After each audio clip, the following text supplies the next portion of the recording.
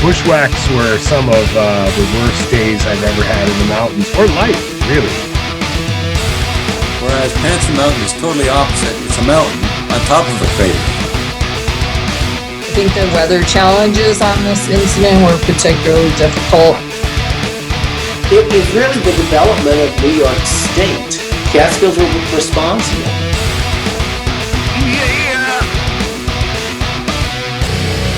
Now you're listening to Inside the Line, Catskill Mountains Podcast. Rock and roll. Been a long day. Hold on. Let me see if this will. All right, we'll talk about what that opening is later. Episode 115. I have Tad, my friend Tad here. He is my news source information all the time. He always sends me some crazy stuff that I get to talk about on the podcast.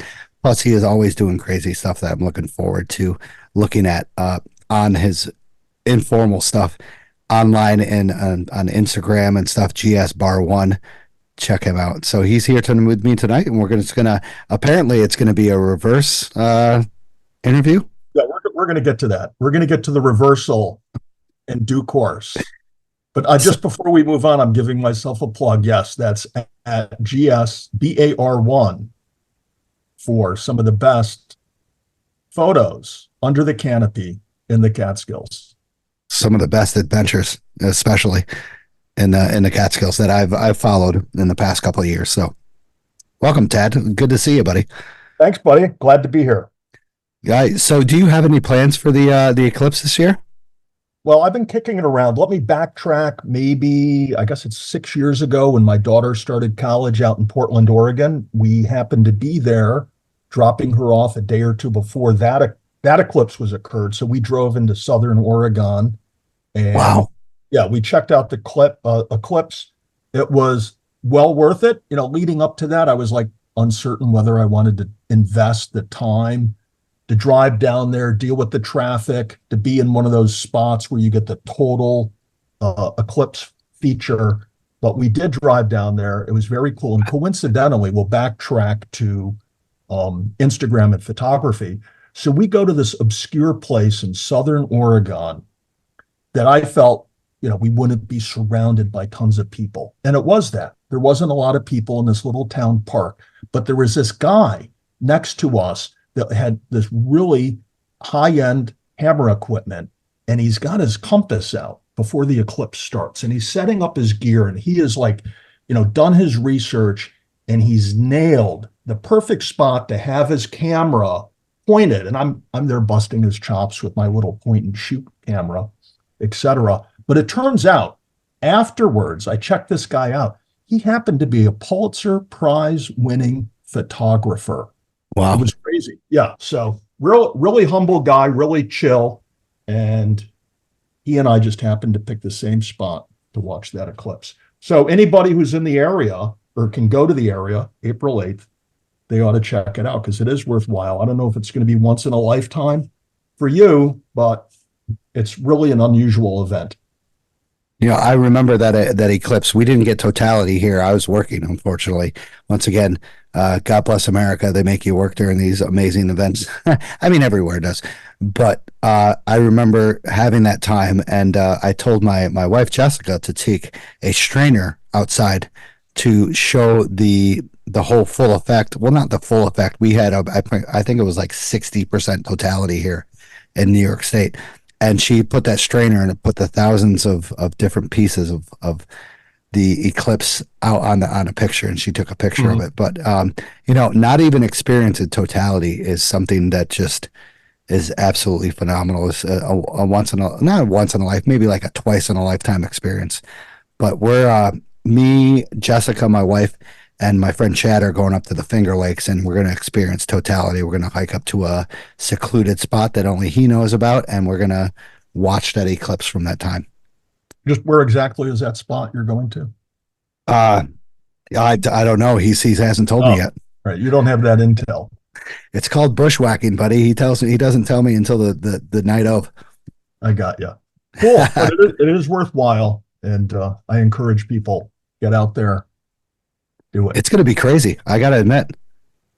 with the Adirondacks, social media and stuff like that, the places are going to be packed. I've heard of different places, down in Texas that are going to experience, 200, 300% of the capacity of the usual humans that they have because of totality. And of these small towns that we have up here in the Adirondacks, Syracuse, Rochester area, they're going to be experiencing some major fluctuations, people just rushing in and checking this out. And I don't blame them. Yeah. Well, and that's understandable, but the one thing you have to be able to bear with is when the eclipse is over, everyone's going to be leaving at the same time. Correct. People are going to show up at different times, camp out the night before, get there the morning of, whatever. But when it's done, it's done. People are going to pack up, move out, and then you're all going to sit on the highway for the rest of the day. The wise people are going to have like an alternative plan for that afternoon to head like in a different direction, do something else. Because I remember we had a plan. We went to the coast, the shoreline afterwards, and so we were going against a lot of the traffic, and we stayed on the coast for a few hours. And even then, when we headed back to Portland, we ran into bumper traffic. Yikes. And this is, you can't really say this. I mean, this is going to be absolutely insane with bumper to bumper. We don't have any highways up here. Have you ever been up to the north? Yeah. Well, also, you need to worry about which car you take because, I don't know if that Tesla is going to have enough juice or if the Eclipse is going to mess with the battery. If I was you, that would be a real concern. I'd go to Hertz beforehand and say, I need to rent a vehicle because I bought one of those electric things. Well, luckily my friend has a gas car, so good. I understand, but 2024 solar eclipse, April 8th. Check it out. We're going to get totality through the western part of New York State and the upper northern part of the Adirondacks.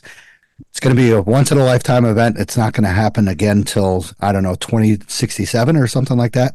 That's what I remember reading. And which reminds me, what's another once in a lifetime event?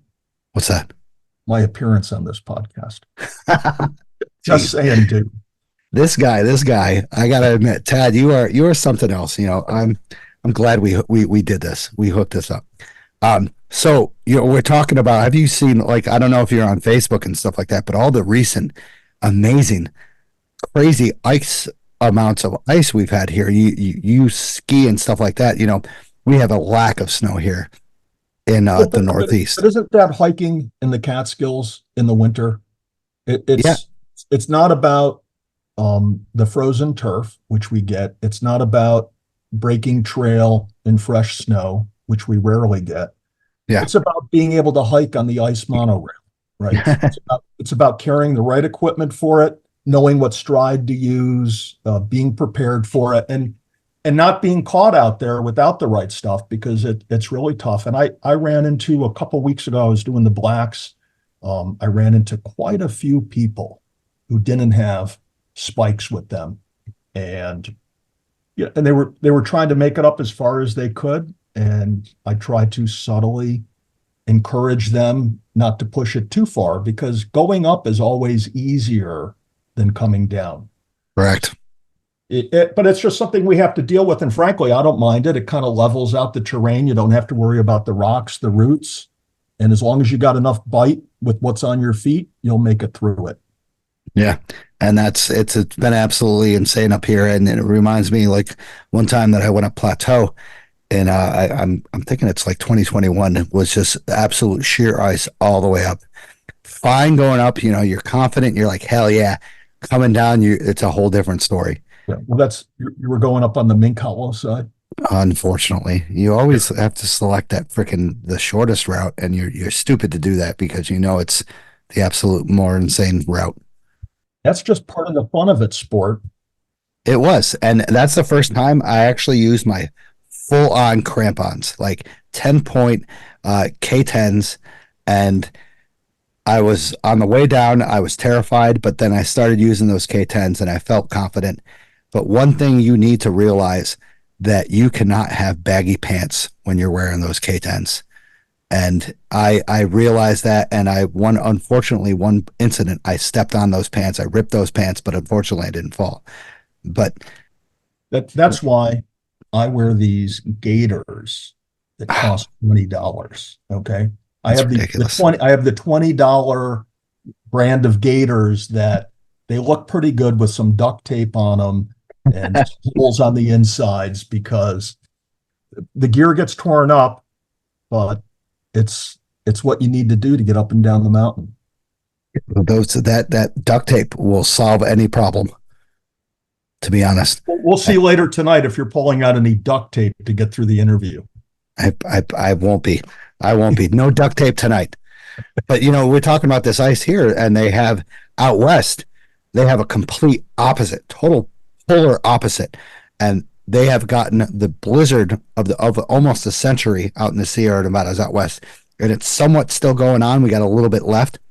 Jackson Hole over by the Grand Tetons received 31 inches in 24 hours and 45 inches in 48 hours, breaks both 24 and 48 hours. It's not really in the Sierra Nevadas, but we don't know. Jackson Hole is of course a popular place with skiing, one of the best ski areas in the out west in the world. Basically, everybody goes to Jackson Hole, but nobody goes up in the Sierra Nevadas in the top parts. And we heard that is even gotten worse up in there, and it's just amazing how over here we have everything that's thinning with no snow, barely any snow at all. You can't do shit but hike in spikes and crampons. And then out west, it's absolutely insane. And before that, before 3 years before, we had a huge drought out there. Amazing of what's happening. I mean, yeah, well, that's weather pattern, but which would you rather do? Would you rather break trail in 31 inches of snow, or throw on your 10-point crampons and hike on the ice? That's a long pause, bro. I'd to be honest, for safety, I'd rather break trail. Really? Yeah. To be honest, like I have a horrible time breaking trail. It sucks, but you respect the power of the powder. You need to reduce your distance if you're breaking trail. The one thing is at Jackson Hole, the powder is going to be generally lighter than it is in the Sierra Nevadas. Further west you go, the wetter and heavier the snow gets. But when you get into the Rocky Mountain area, the Grand Tetons, the western slope of the Rockies, they get that really light, fluffy snow. It's excellent for skiing. I'll take 31 inches of fresh powder at Jackson Hole any day. Yeah. Good stuff. And I've broke trail solo before, and it's an absolute bitch. I went up from two different places. Went up to Camel's Hump, and I was expecting to go to Thomas Cole. I was like, hell no, I'm dead. Got to go back down. Went up to Windham High Peak, and I got to only the freaking lean-to, and I decided to turn around because once again, this was not record snowstorms, but I would say at least 24 inches in a matter of 36 hours. And it was absolutely insane. I don't remember. Do you remember seeing those pictures of the bear breaking trail for me? No. Oh, I might have to post those again. Photoshop. I'm thinking photoshopped here. 100%. That's some heavy duty Photoshop equipment in the backdrop I see in your little studio there. So yeah, that big. I'm casting a little suspicion on these bear busting trail for me photos. That's what I spend all the money on that everybody donates to me. We're gonna get to the money later on, folks. Stay tuned. We're gonna hear all about the dough. Yeah. So, we're talking about these different situations in weather patterns and stuff like that, and all of a sudden, a lot of stuff comes out. We have a lot of predictions. We have a lot of this and that for weather, but there still are people doing risky adventures out there, and not just the Catskills, but the Adirondacks, White Mountains. We've had a couple deaths in the White Mountains due to weather, and we had recently a bunch of rescues up in the Adirondacks due to weather. I remember seeing the Rangers rescuing someone up on what was it, Saddleback and Hazen, due to the weather. And we had that unfortunate death up on the Pemigosset Loop in the White Mountains. And this raises a big question that I always have, that I always think deeply of. Is it worth it? Is it worth it summoning the mountain or just turning around and being like, you know what, there's going to be another day. And a lot of people don't realize that those mountains are going to be there long before we are. And you can summit it another day. But for some reason, I don't understand in my terms why people would try to summit in those kind of situations. Yeah, well, I imagine it's hard to explain why some people keep pushing on and other people turn around. I've been there in the Catskills where I've had what I call my 9/11 time, where if I don't make it to a certain point by a certain time, I know I'm not going to finish the hike for the day. I might as well just turn around, go home, or go explore something in the lower elevations. And it's all about, planning for your hike and being prepared for those contingencies. And I think part of that is thinking them through in advance. Most of my hiking is solo, and I go into some seldom seen remote places in the Catskills. And so I'm always thinking about how I'm going to get out of there, trying to anticipate the conditions I'm going to run into. And frankly, one of the things I know you do, I do it as well. You just haul around a lot of unnecessary gear, because if you had a bad day, if you're not lucky with something, and you got to sit down and spend a few hours waiting for SAR to come along and throw you in the litter and haul you out, then you got the stuff with you that you need. And I've been doing this for a number of years now, and I'll say this: I've got a whole set of gear in my backpack. It's in one of those waterproof compression sacks.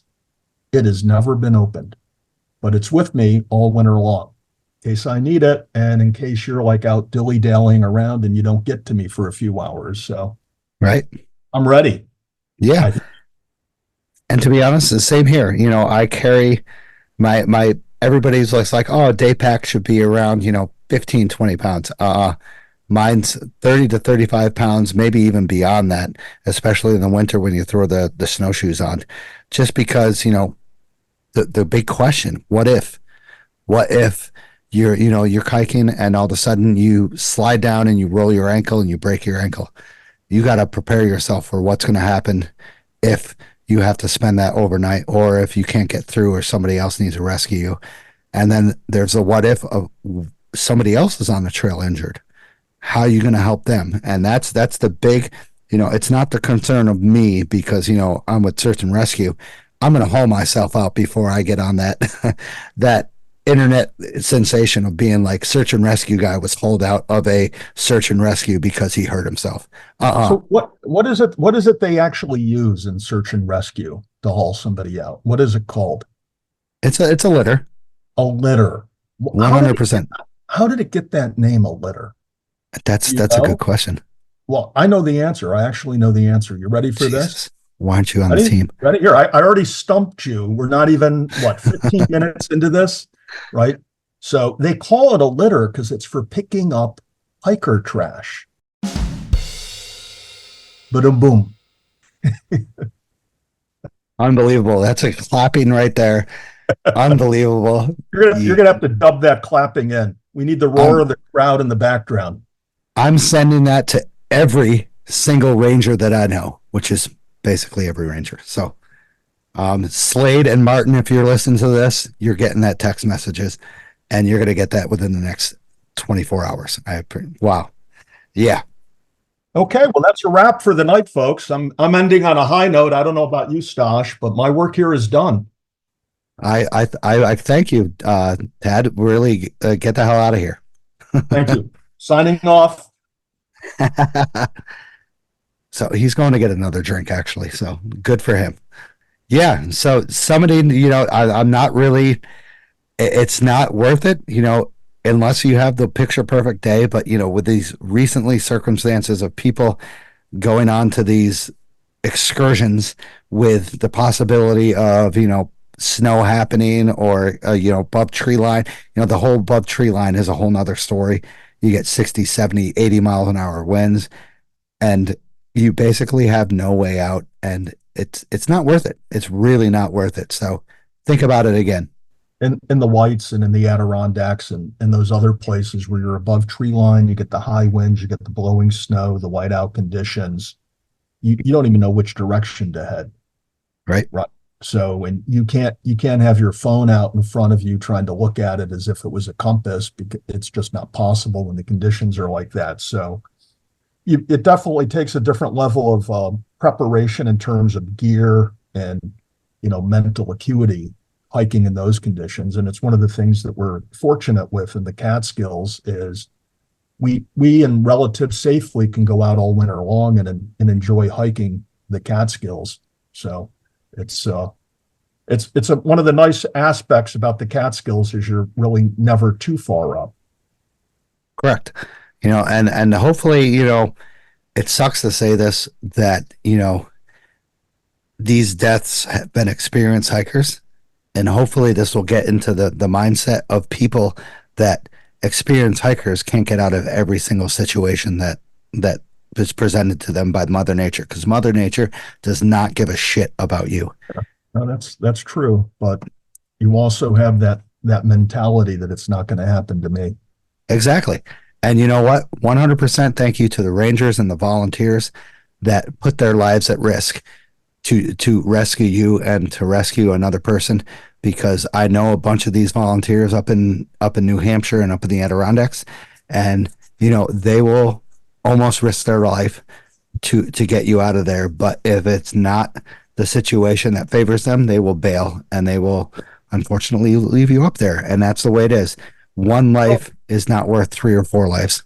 Yeah. And with that said, that's something I'm cognizant of when I go off on these little solo excursions into the Catskills, is if something does happen to me, how do I feel about calling that SAR person, that volunteer, the ranger, out to where I am? They didn't really choose to go out there. I'm the one that made that choice. So I'm kind of cognizant on certain days not to push it as far as I otherwise would, because,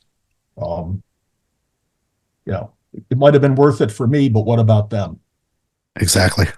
Sorry to end this BS talk, the shit talk, on a bad note, but once again, you're killing the vibe.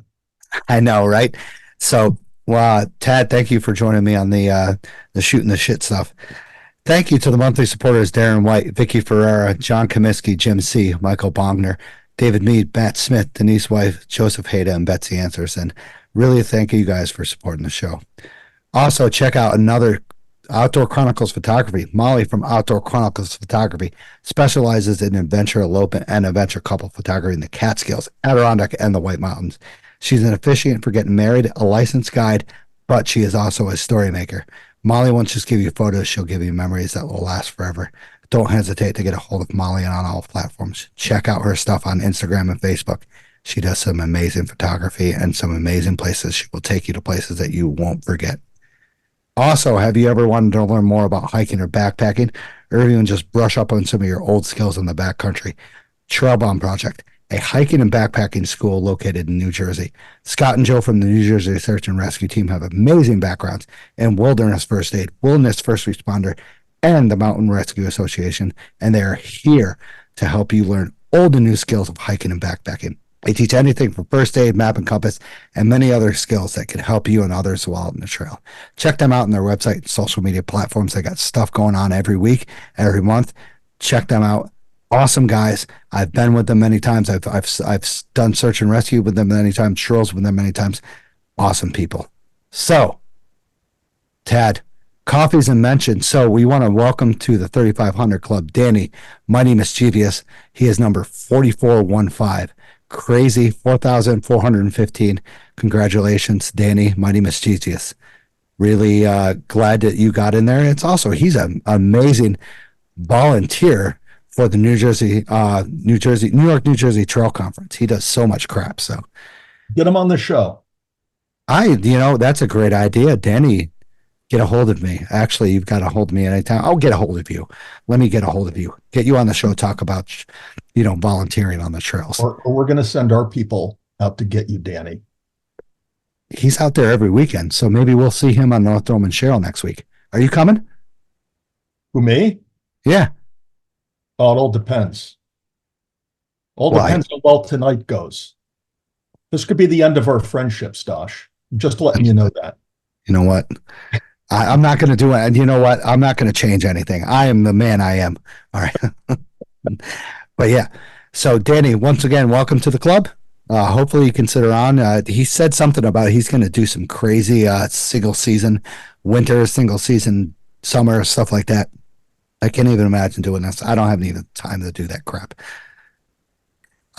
So Tad, what are you drinking, buddy?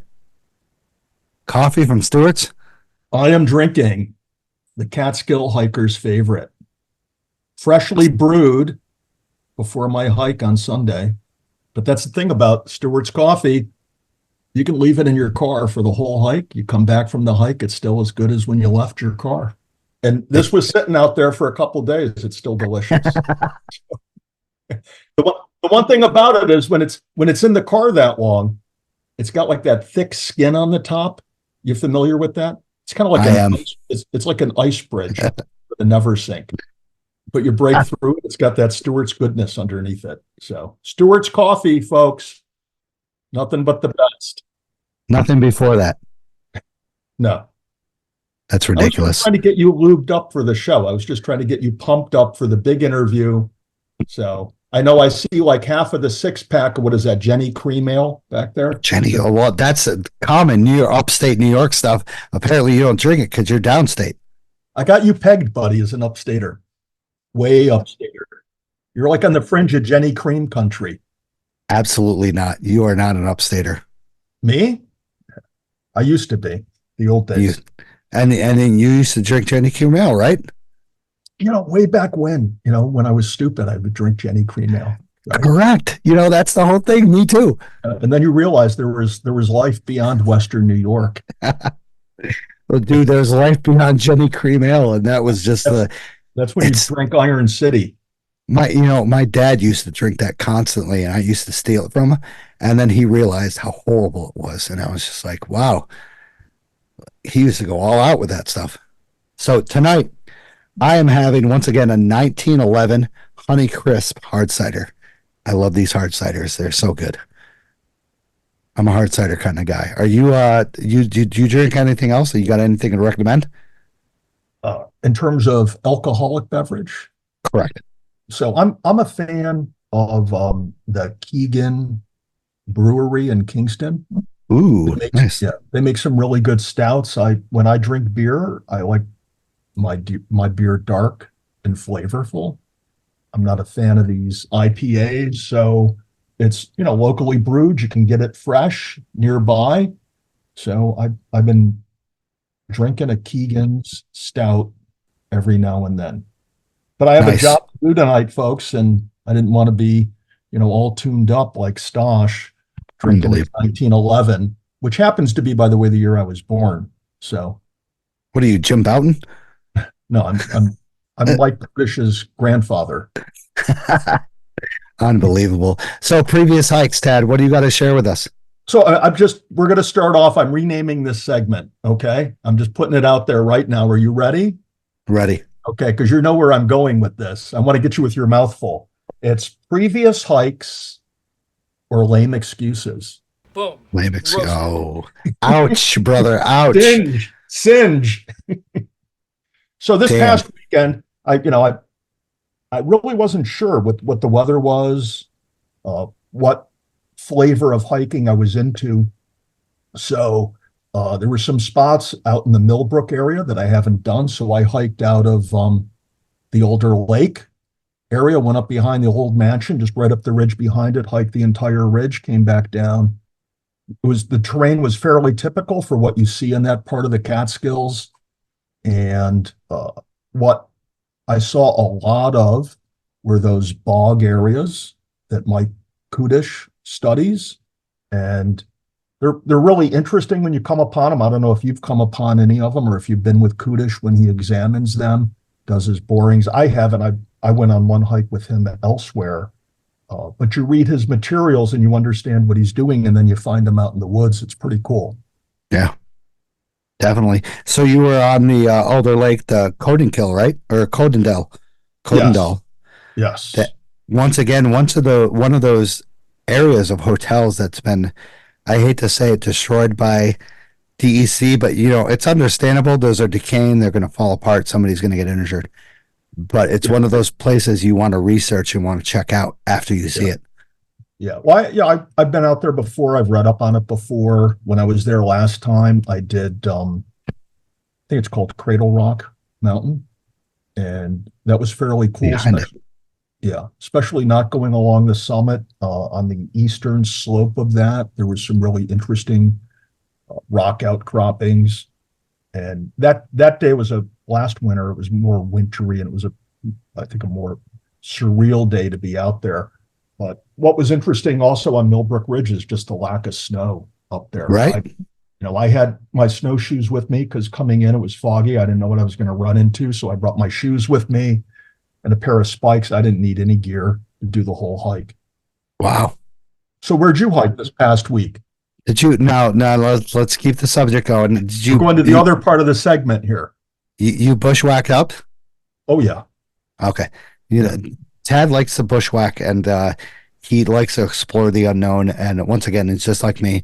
Unfortunately, he has more time than me, so he gets to bushwhack a little bit more often.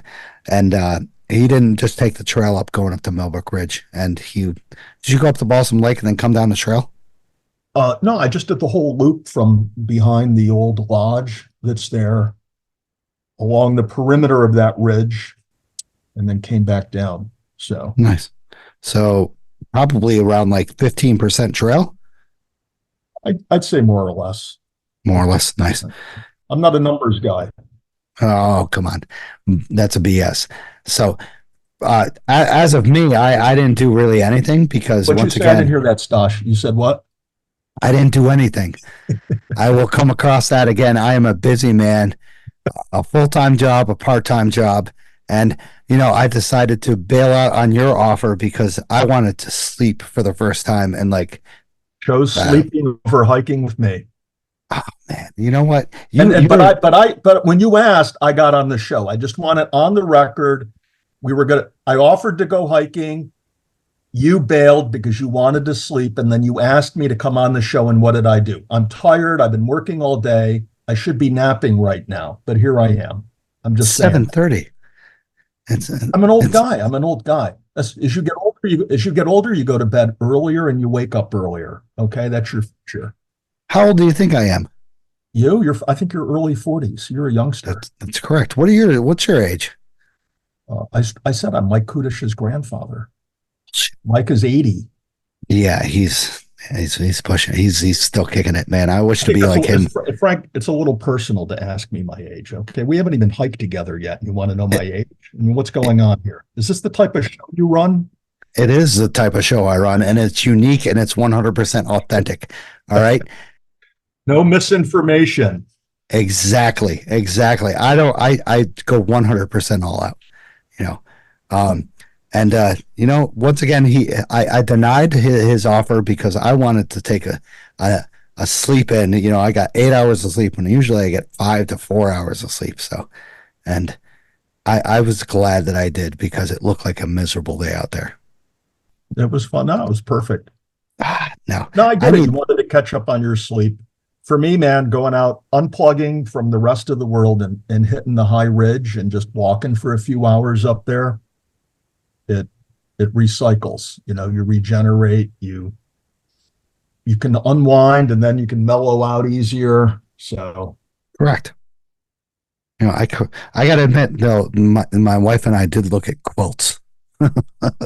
You looked at what? What was that? What did you say? I want to hear that again. It's just everybody who's driving along, listen to the podcast. Stosh is going to tell you what he did instead of hiking. Here, come on, spit it out, buddy. I looked at quilts with what my was wife. That? You looked at what? Quilts? Quilts for the bed. All right, for comfortable. I want to be comfortable. My damn dog has ripped our quilt up with her digging and her burrow building. So did you guys buy a quilt? Unfortunately, we didn't. Bed Bath & Beyond has freaking gone into bankruptcy, so we can't use our gift cards. Mm-hmm. Well, Big Lots, I think Big Lots was they were honoring their discount coupons. Big Lots was? Yeah, the discount coupons. But I think with the New York State Secretary of State or somebody in Albany has some program dealing with unredeemed gift cards. You might want to Google that, check it out. That's going to take like 2 years to do. I'm good.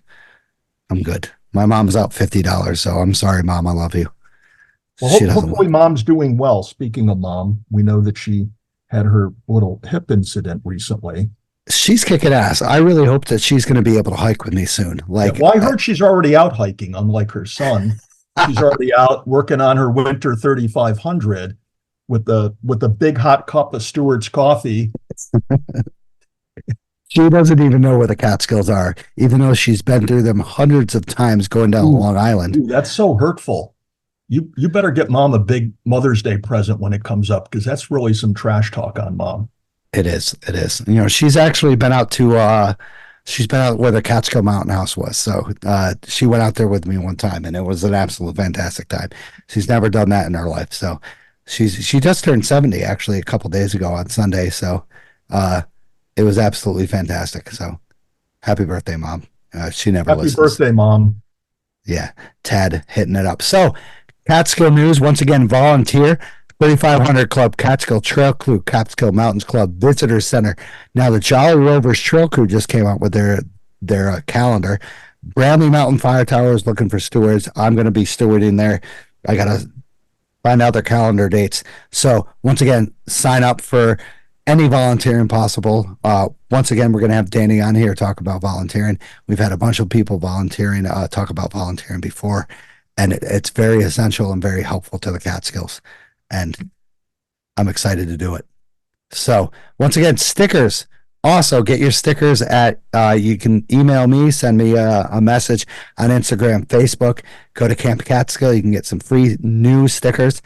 Somebody told me to make t-shirts and sweaters. Just to let you know, I'm not that good, and I don't think it'll be of any benefit to anybody. And nobody would wear them. They probably just get them and throw them in the corner of their room. So, no, sorry.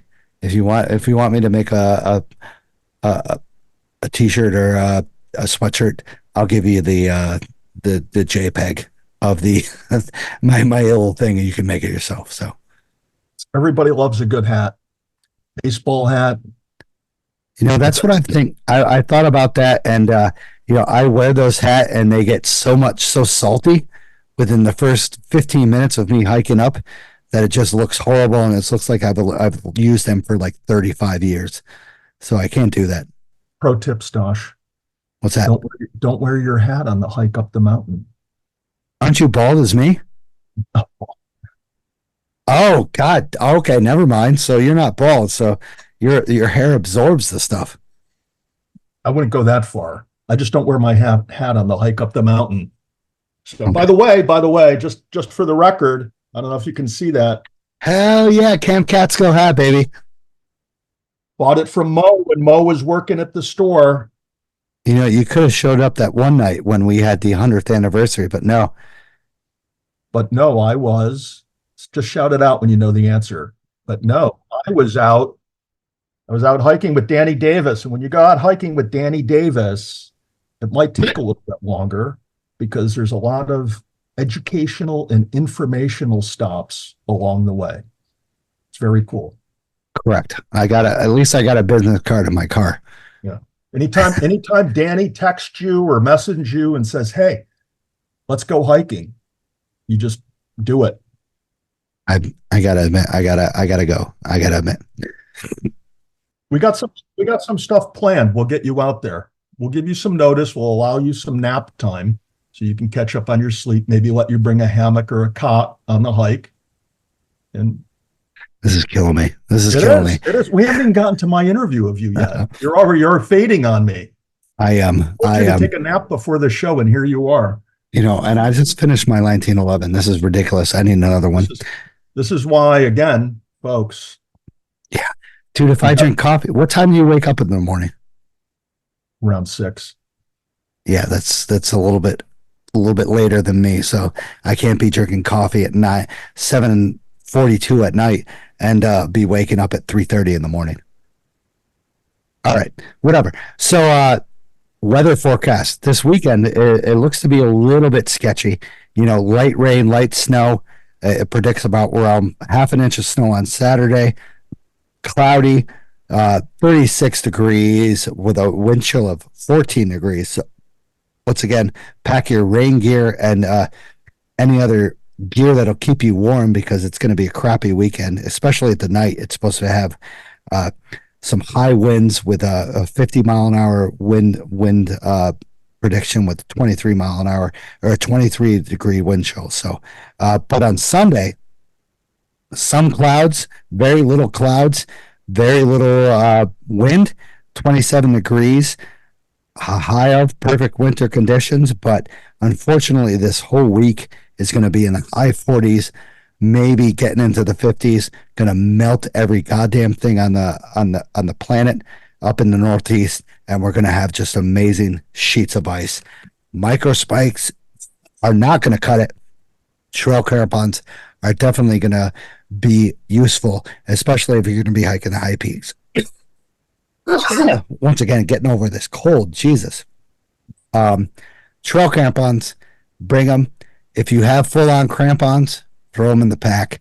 You know, that extra pound and a half will save your life, and might also save others. Yeah. So one of the things I do, I don't know if you do it, but I'll bring a set of rock spikes or nubs, worn out crampons for the first part of the hike.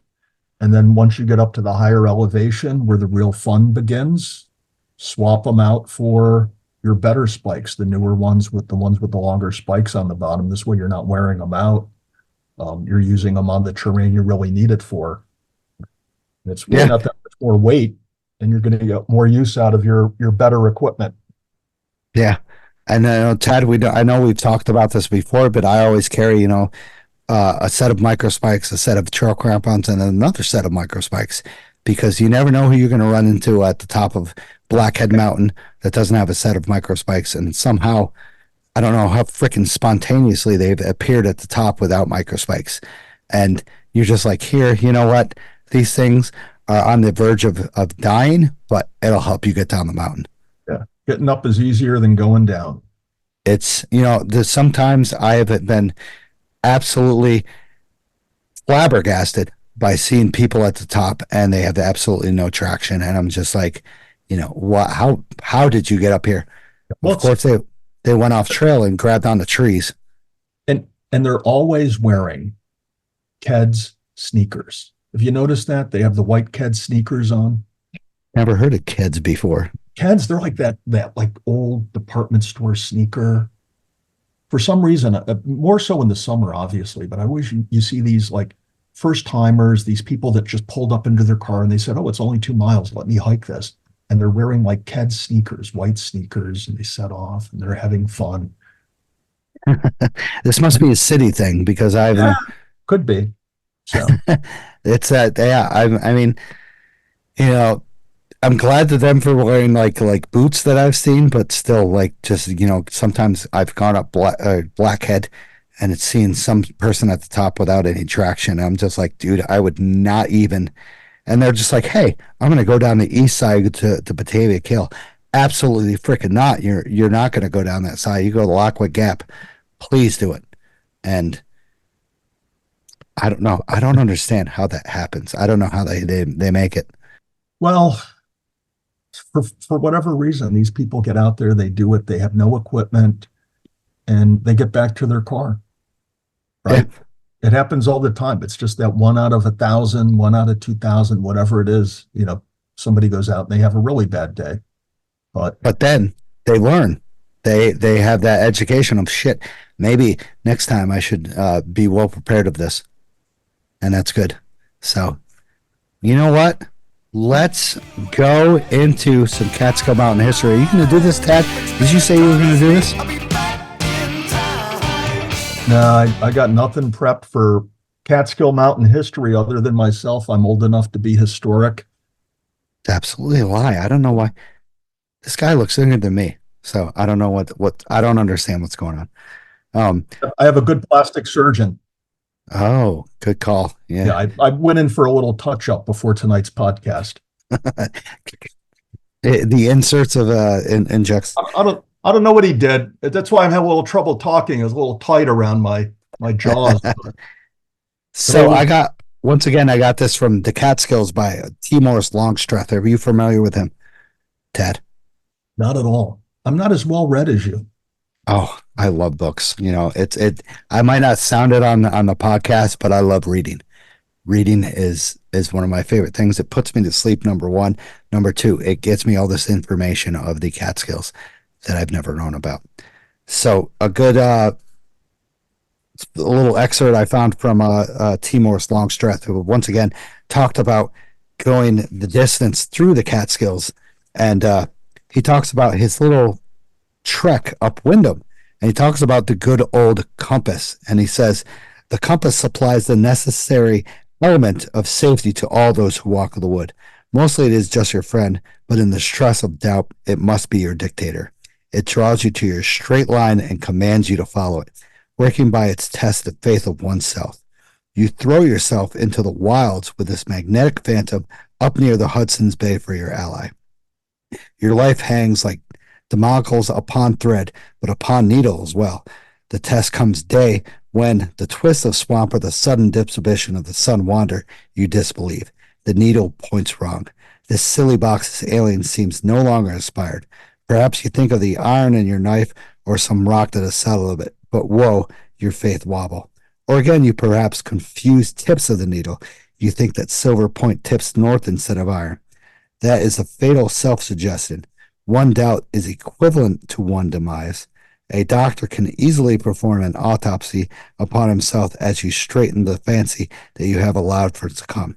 There are two ways to escape, either by which must be prepared beforehand, or by a compass with the end marked on the proper end of the needle, or the back of the box scratched, some by design, you shall know by the hour of trial. Scratch this before you leave home.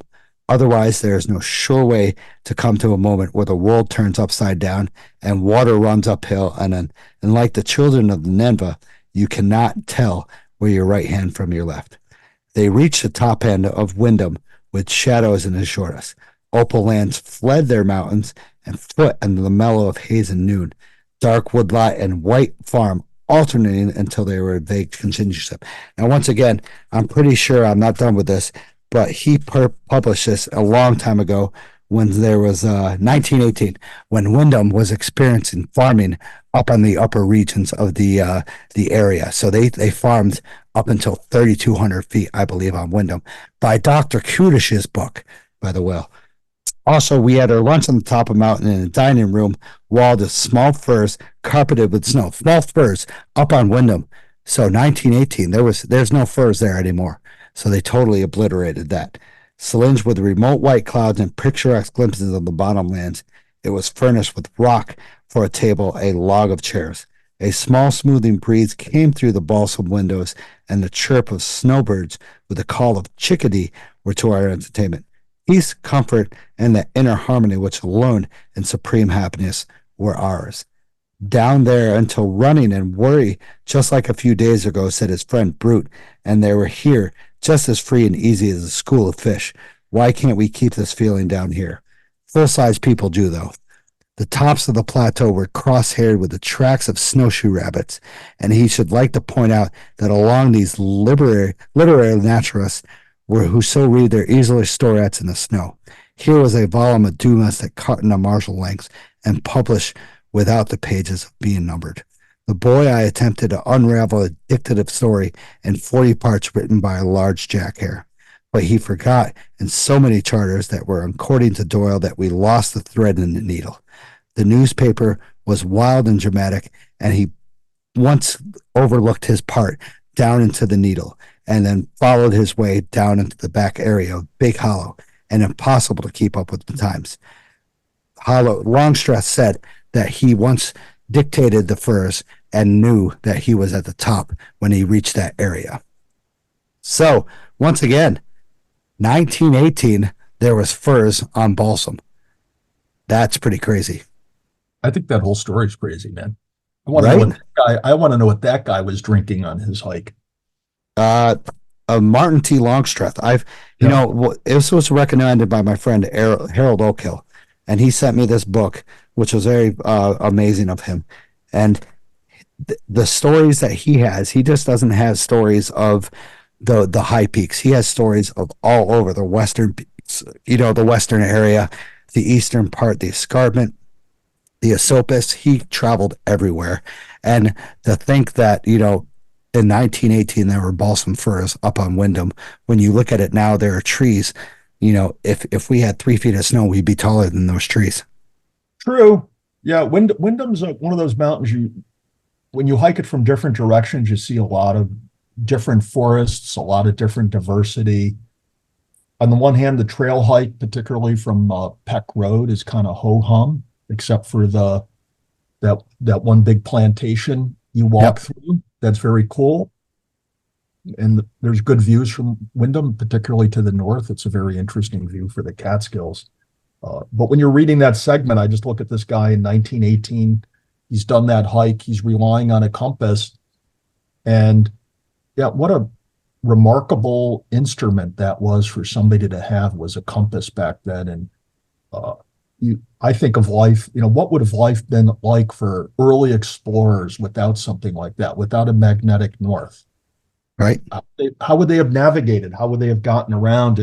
And how they relied on, this guy talks about the little needle, how they would have relied with all that faith, to go across an ocean or hike in the wilderness, just on this simple little device. And none of them had been to the North Pole. I mean, they didn't know what this thing was that was guiding them, the magnetic forces. Very interesting. Yeah, but it worked. And, we know that with this Timor's Longstreth, and also of different legends of the Catskills, use that compass to guide them. They use the compass, but Mike Kudish uses his barometer, right? Have you ever been with him? He pulls out this barometer. That's how he takes his elevations. He doesn't use anything else other than his barometer, and he does all the calculations before the hike. Before the hike, on his way over to the hike, he stops at his spot and calibrates his barometer based upon a known elevation. Then he takes these measurements during the hike, and after the hike, he tells you he's going to drive on his way home. He's driving to a spot and taking another measurement to adjust for the barometric pressure for the day, when the guy, he could buy like a GPS unit and be like the rest of us. But no, he's still out there with this barometer. I think if that story is from 1918, Mike's barometer's got to be from like 1960. 2 years before. Yeah, but I say that with the utmost respect for the guy. I mean, he's just remarkable. Yeah. I gotta, I had him on the show once talking about the old Fenwick Lumber Company, and it was a phenomenal place. I went to his house and I got to see everything. He showed me around there, and I'm just, I've hiked with him several times, and every time I'm just blown away by what he brings to the table and his knowledge of the Catskills and his dedication to the Catskills. Well, it's a true eye opener to hike with him and then go on your next hike. Yeah.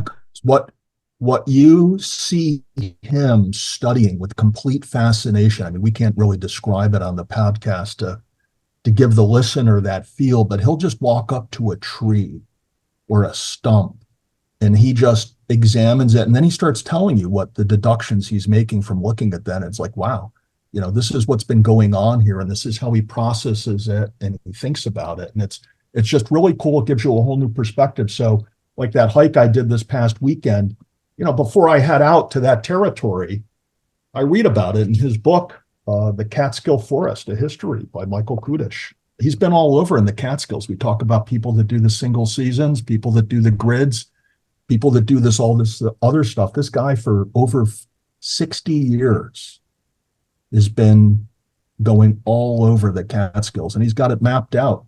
Very neat stuff. Yeah. Right. I know you're eager to get on to the next segment because we're getting closer. We're inching closer to that moment in the show. Yes. The reverse roles. We're going to do the switcheroo. Unfortunately. North is going to become south and south becomes north. Correct. It's absolutely insane. I'm not looking forward to this. I might have to go get another drink. What are we drinking right there? Wait a minute. I saw something. Yes. Is that a Yeti? It's one of my daughters. She has like a dozen of them. Unbelievable. All Your right. daughter has a dozen Yetis, and she realizes she can only use one Yeti at a time. That's when you get to start using her Yetis. So, unbelievable. All right. So once again, thank you to the sponsors, Camp Catskill. New time. If you have some time for some new again in the Catskill, go to Camp Catskill in Tannerville. They have all your hiking needs.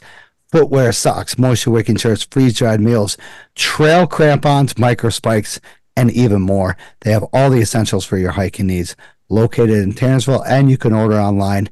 And Tad is showing that big Camp Catskill sign hat right in front of me. Check out Camp Catskill. If you want free stickers, stop here. You will not leave empty-handed. It's a phenomenal place for the Catskills. I'm glad that they have it there. Also, if you're ready to hit the trails, make sure you take Scenic Route. Their guides are helping you to hit through the goals, big or small. Monster your slide or low in the stewards. They will help you out any way possible, and they are here for your gear and guiding rentals on Instagram and Facebook. Also, if you mention the podcast, use the code word Mountain Lion.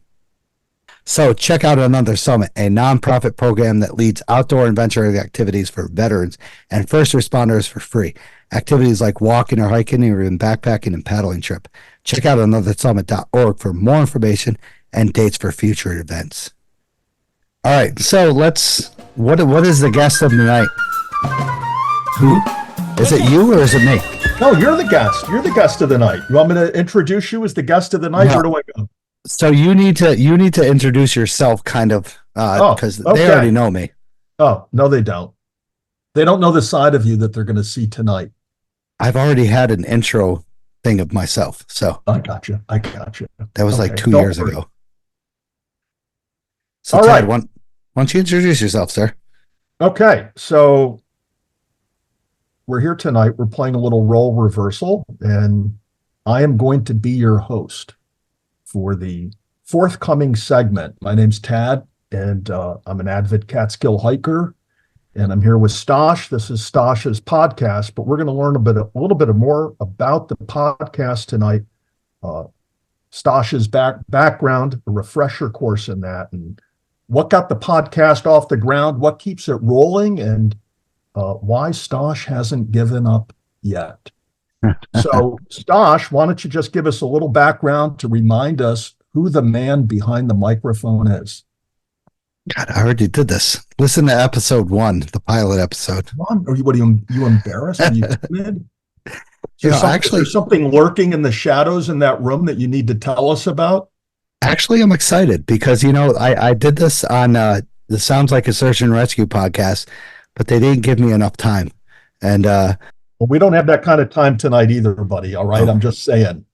we have, I know I got to get to bed, but, So about me, once again, a long time ago, I once traveled from the Oneonta area. I've lived in the Oneonta area all my life, which is kind of like upstate Western New York. And I've traveled all the time through the Catskills going down to Long Island, and I never took it for granted. I never knew the Catskills really, to be honest, and it's really sad. And unfortunately, my parents took me down there and never really showed me into it. And then finally, one of these times, I went down to Kingston one time, and I found this little overlook that is outside of Arkville.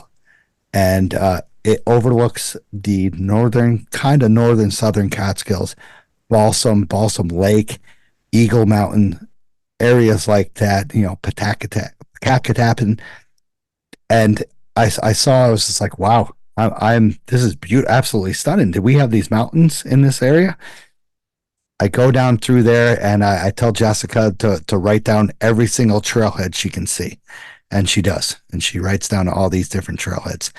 And I fall in love. I start researching it like crazy. Ted, I wish I showed you my book that I have, my little notebook of all the 3,500 bikes, the miles, the stars that they have. Catskill Mountain Keeper is awesome. They supplied me with everything.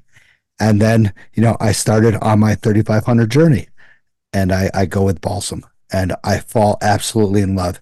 I record the whole thing on my GoPro that I have, and my look to the overlook, I come walking out. I go, holy shit. You can hear it. I should probably post it sometime. And I'm just flabbergasted by the view. I've never seen anything like this. And, this was also early spring, no leaves on the trees. Everything was absolutely phenomenal, perfect rain, just Catskill times. And I fall in love. And then once again, I hit the Catskill 3500. I follow that stuff. I start doing it.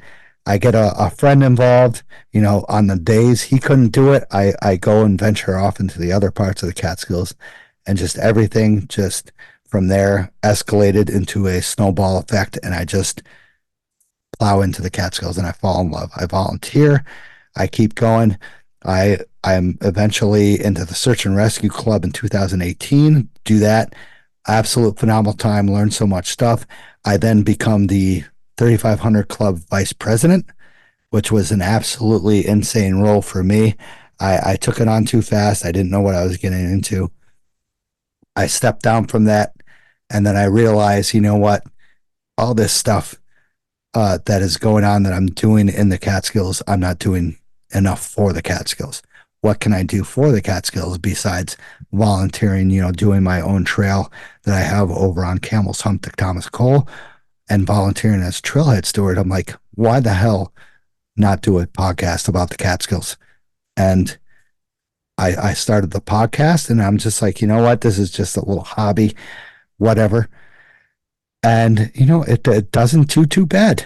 And it became a passion of mine now to chat and talk about the Catskills and my love of the Catskills and how much people care about the Catskills. Not just me, it's just everybody else cares about the Catskills. And there's so much love here. I find more love here in the Catskills than I do any other place that I've ever been to in my life. And I've been all the way over to California, Utah, Arizona, up in the Adirondacks, White Mountains, Maine. And there is just so much tightness in this community here. And I've fallen in absolute love with this place. And, that's basically where it is now, that I'm keeping this going 115 episodes in. And I can't help but thank all the listeners and sponsors and the donors and stuff like that. And people like you, Ted, who help me out on a daily basis, that believe in me, really. And it just blows my mind. I can't believe how tight this community is here. Yeah, well, I'll echo that. I often consider it remarkable that, the Catskills obviously aren't as big and vast as the White Mountains, the Adirondacks, or anything that we have out west. But there's a lot of people that really invest in the well-being of the Catskill Mountains, keeping them true to their form for the hiking community, for the outdoors community. And, it's folks like you that come to the table and you do the hard work. I mean, you mentioned the stuff that I give you from time to time. It's certainly not every week, but you've been plugging away at this, every week, with only a few exceptions, for 115 episodes.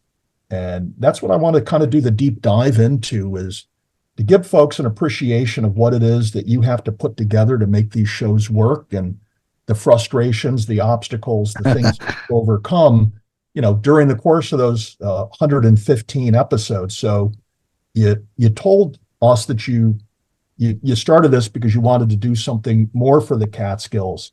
So let's talk about those early days, from when it was that it first popped into your mind that you were going to exercise or put that help into the Catskills via a podcast, to when you actually launched your first show. How much time did it take you to go from startup with the idea to sitting down in front of the microphone and actually recording the first session, whether or not that first session actually made it on air?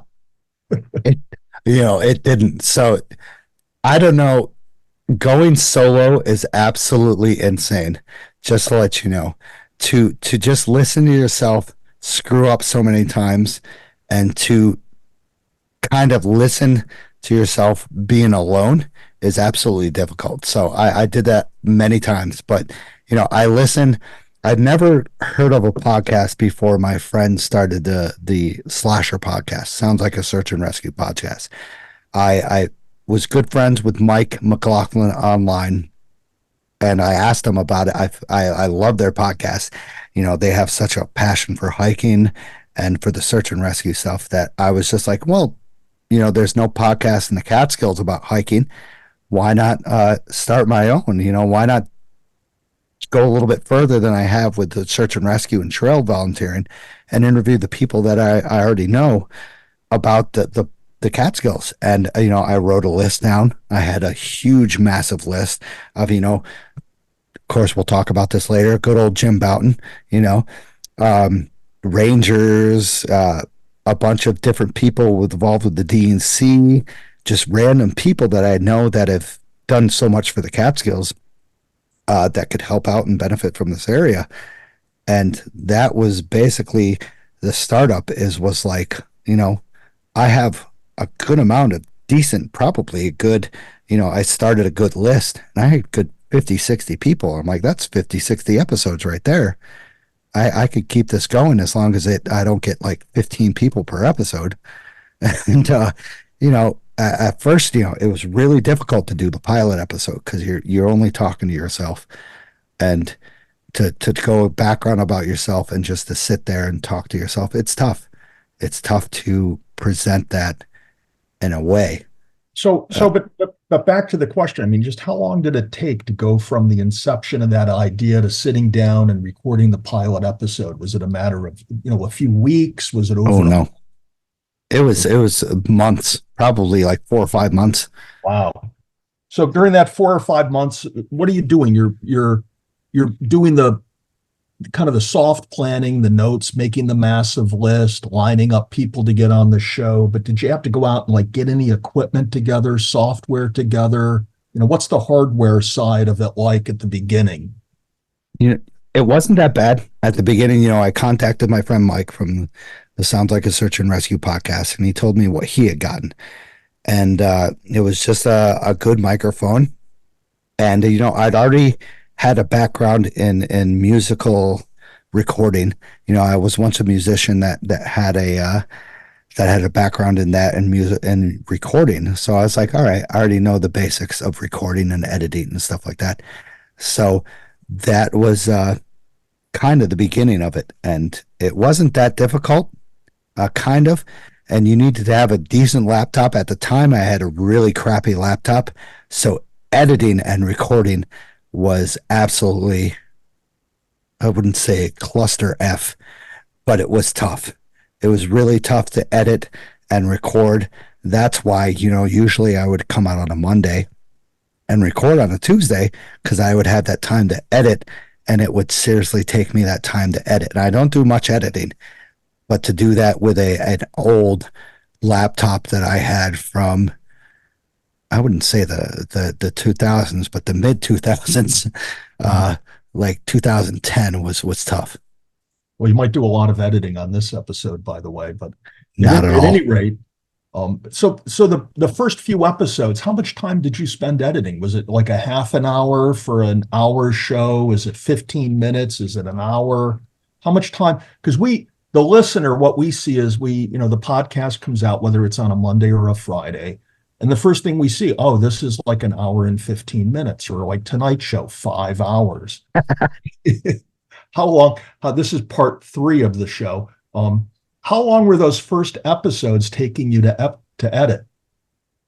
To be honest, not much is edited out of any of these podcasts. Wow. A lot of the us are edited. Okay. Is there a program that does that automatically, that just goes through the recording and wipes them out, or are you doing that manually? I'm doing that manually. I used to have a program that did it, but it wiped out too much of the part of the us. So it would wipe out different parts that would kind of edit the next part of your talking. So you would say I, and that would edit out the I part, the beginning of the I. But a lot of the us I kind of track till I know what they would look like. And it would only be in the part where it was a long pause. So there would be like, I, and I'd know what that looked like. But any other us that would kind of be in sequence with the talk or, the question, I'd leave that in. I'm just like, this is part of the conversation. Why not leave that in? So what I'm hearing here is that when you say when you would see it, you would recognize it. You're looking at like one of these sound lines. I don't know what the technical term is, but you're looking at something visually and you recognize the way the line is to be an expression that you want to omit, delete. Yes, it's called a wavelength. A what was it called? Wavelength. Okay, because I'm writing this down. I'm going to be starting my own podcast. Jim Booten, Mo Lemire, and we're kicking it off next week, folks. It's called Outside of the Catskills, Out of Bounds, the Wild Side. Oh my God, these guys are going to kill me. You can edit that out. So did that become like a pet peeve of yours? You get these guests on and they have a lot of ahs and you're like, gee, I need to do a lot of deletions here. Is that what you're thinking during the show? This is going to take a lot of editing. Not really. No?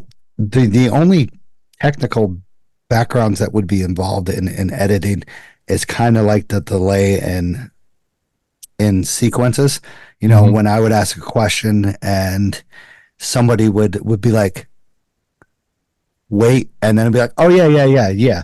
I would do this. And that's very rarely happens. The funny thing is it happened with Stomp that I interviewed from Sounds Like a Search and Rescue podcast. I was like, wait a minute, you're like a professional podcaster. You had like 500,000 more episodes or more views and listens than I have. How are you having a delay than me? But does that have something to do with like the delay over the internet versus the speaker? Yeah. Yeah. You just had a poor connection. Yeah. He lives out in the absolute middle of nowhere in the White Mountains. He lives in the Welch Dickey area, and that's up in the northern part, or well, eastern part of the White Mountains. So I don't know how he had a delay in our connection, but didn't have a delay in his connection with Search and Rescue. It was sandbagging you. That's what I think he was doing. He's just trying to make it look bad, dude. I thought so too, but I love that guy. They don't want you to shine. I mean, Mike got you, helped you out with the start, but they don't want you to, slip shot around them. But at any rate, so you mentioned like the microphone. Do you still have the same microphone you started off with? Hell yeah. Yeah. So that's it. That's the microphone you sit behind once a week, recording these episodes. You got a better laptop. What about the online data storage or service that you need to have to do a podcast? What's that all about? Are you trying to sabotage me? Yeah, I told you I'm writing this book. It's called Podcasting for Dummies. It's going to be a multi-part series, and then myself and a select few others are going to be doing our own cast. While you're sitting here with me, they're actually out pitching your sponsors to join our show. And they will totally jump ship. I will agree with that. This is, to be honest, I try to keep it as simple as possible. This is going through Zoom. And, to be honest, Zoom has been fantastic for me. It has worked every time. I will do you a good story that my fourth episode with Steve Aaron. He is a photographer in the Catskills, a wide-known photographer, awesome guy. He talks about his time in the Borscht Belt era. And we had a problem with our first recording. It did not record 3/4 of the session. And that was a genuine time of where he told his time. And I was so happy with what had happened. And then I hit stop. And this was on a program called Squadcast. Podcasters use it all the time. I hit stop and it doesn't say anything about the recording. And we lose that whole recording. And it was genuine. The second recording was not genuine. And it sucked. And I felt so bad. And I was just like, you know what? I'm not using this platform anymore. I've heard good things about Zoom. And Zoom from then on, fourth episode to 115 episodes, has been absolutely fantastic since. Cool. And so when you're done with all the editing, you have to upload it to the internet on different platforms. Is that just like one file dump, or you have to do each one separately? Is it automatic? It's a one file dump. Yeah.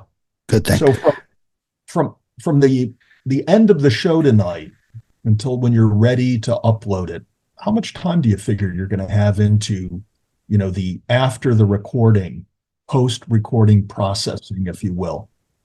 It usually takes at least like 4 or 5 hours at it. 4 or 5 hours, right? So Yeah. you do an hour to a 2-hour podcast, and then afterwards you still have another 4 or 5 hours to do. Correct. And you're already working a job and a half. Right? Yes. So I apologize. I'm retracting all of that trash talk about you not getting out and hiking and sleeping too much and pounding away those 1911 ales there or whatever. Now they it's are. an awestruck. But that's a lot of time to invest, in just a single episode. And then on top of that, on the front side, you have recruiting the hosts. Or I mean, not the host. I'm the host. You recruited me to host. You said, I know you do a hell of a job hosting my show. I want you to come on, take it over. So, but getting guests, how hard has that been? You started off with a list of 50 to 60 people. A fair number of them, I'm assuming, agreed to come on the show. But you've been here now 115 shows. We're seeing some people are coming on a second, maybe a third time. What are you doing to recruit new guests? Is that difficult for you, or just like ideas popping into your head one after the other and you're out there recruiting new guests?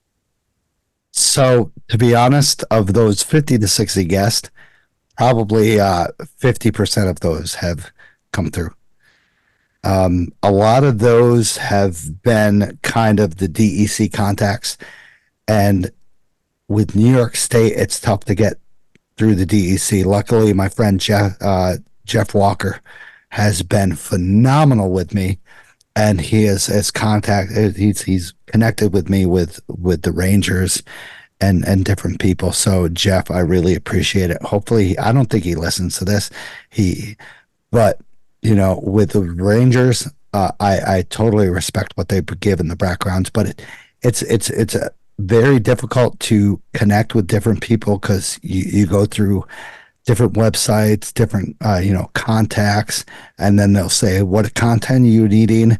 And then they'll be like, oh, I could suggest you to this person. And unfortunately, that person doesn't connect with you or doesn't respond.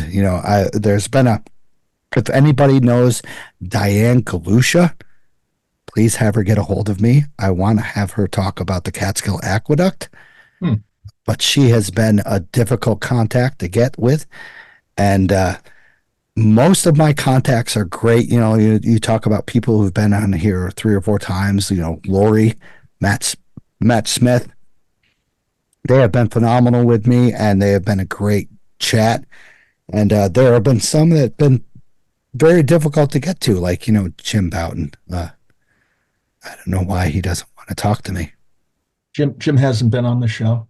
He has not. The Can Man. Yeah. We're going to have like a whole segment, a repeating segment. Where's Jim? Where's Jim Bouton? Yeah. I bumped into him on the trail a few weeks ago. It was good bumping into him. He's the same old self out there. Yeah. He's for his age, man, he really motors around the mountain. And I'm assuming you hiked with him, haven't you? I have. I've dude, he is, like you said, he's not an old man, but he is freaking kicking it like crazy.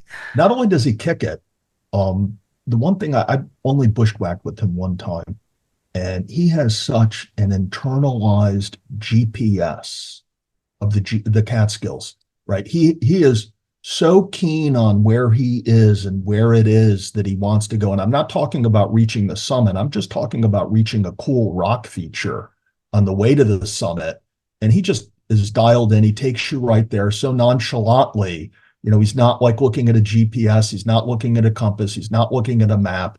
This is a guy who's just walking through the same woods he's walked through, virtually all of his life. And boy, it would really be great to get him on the show. Maybe many people haven't had the opportunity to rap with him like you and I have. I think you probably more, but he's got a good sense of humor and he's got a lot of good stories to tell. So right. It's fun. So all the listeners out there, all 10 of you, if you bump into Jim out on the trail, encourage him to get on the show.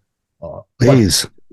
Returning to the guests and the variety that you have is something that impresses me. I wrote just like a quick list of some of my more favorite episodes. You had the folks on about the wildlife rescue, the right. eagle. Love that. rehabilitation, the fellow that wrote that history book about the Catskills.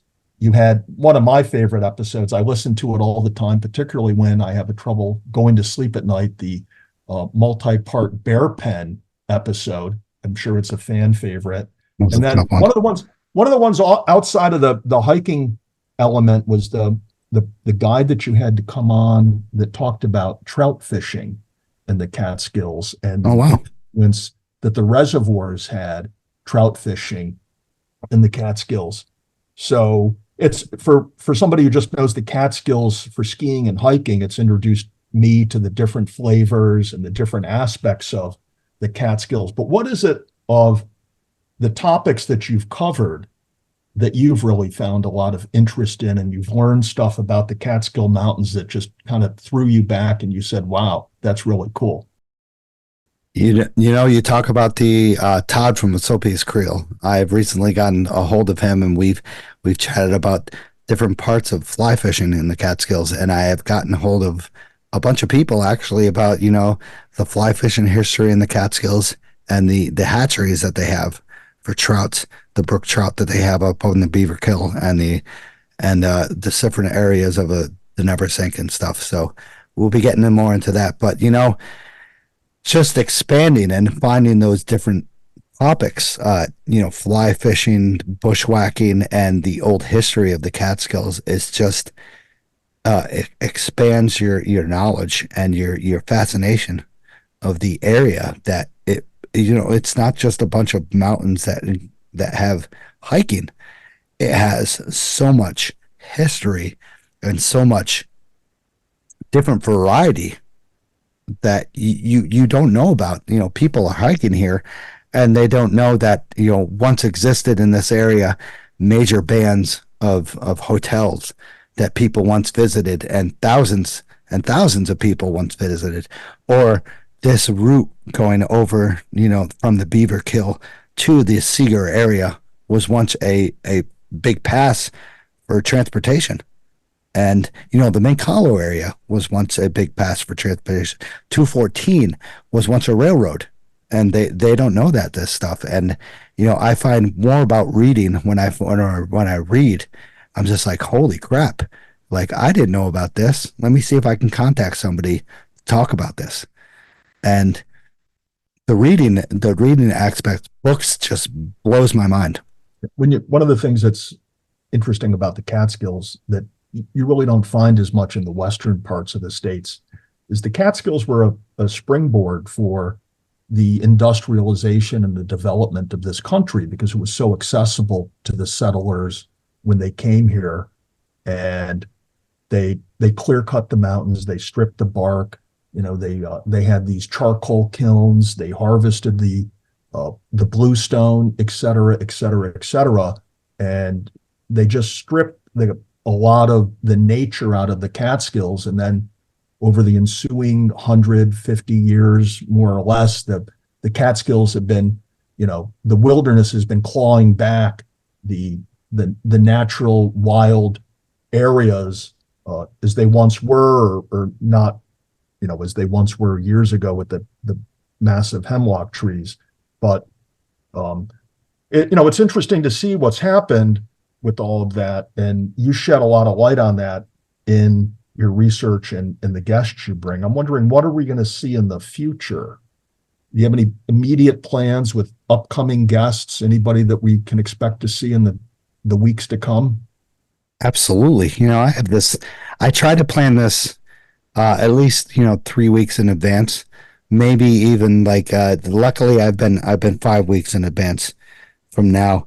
But you know, I have somebody coming on talking about the All Trails Challenge. Absolute phenomenal. Are you participating in that, Tad? I know you are. At a slow and non-deliberate pace. I'm marking off trails. Right. Same here. I'm not obsessed with completing that list anytime soon. Yeah, same here. You know, I'm not a list guy, but you know, I want to check out those secluded trails that they have up north, or more of the, you know, out west as absolutely phenomenal trails. I've explored a lot about there, but you know, the Beaver Hill area is absolutely phenomenal. So I got a guest coming out about the All Trails Challenge. Her name is Sam Cash. She is, I think, number 72 of the All Trails Challenge. And I have a bunch of people coming out and fly fishing. I've talked about Todd with Todd, and back in, I think it's, I forgot what episode it was. I think it's like 60. Well, it was a big episode about fly fishing. And, you know, we are the fly fishing capital of the world. Not many people know that this is the birthplace of fly fishing, that we have the cleanest waters of the world.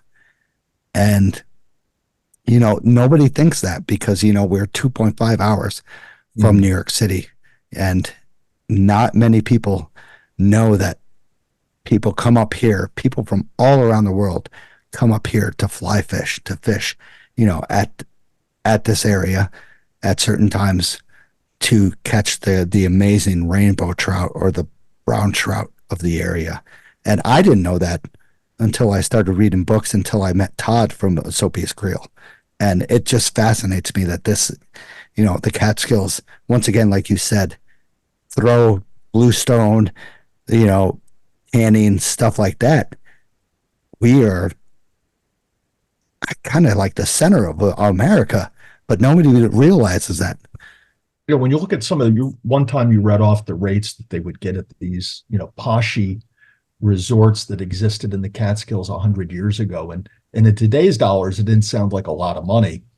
But when, you know, when you compare it to what a dollar was worth back then, people were paying, you know, these exorbitant prices to come up to the Catskills to stay. And you need to remember that back then, this was like, you know, out there for people from the city.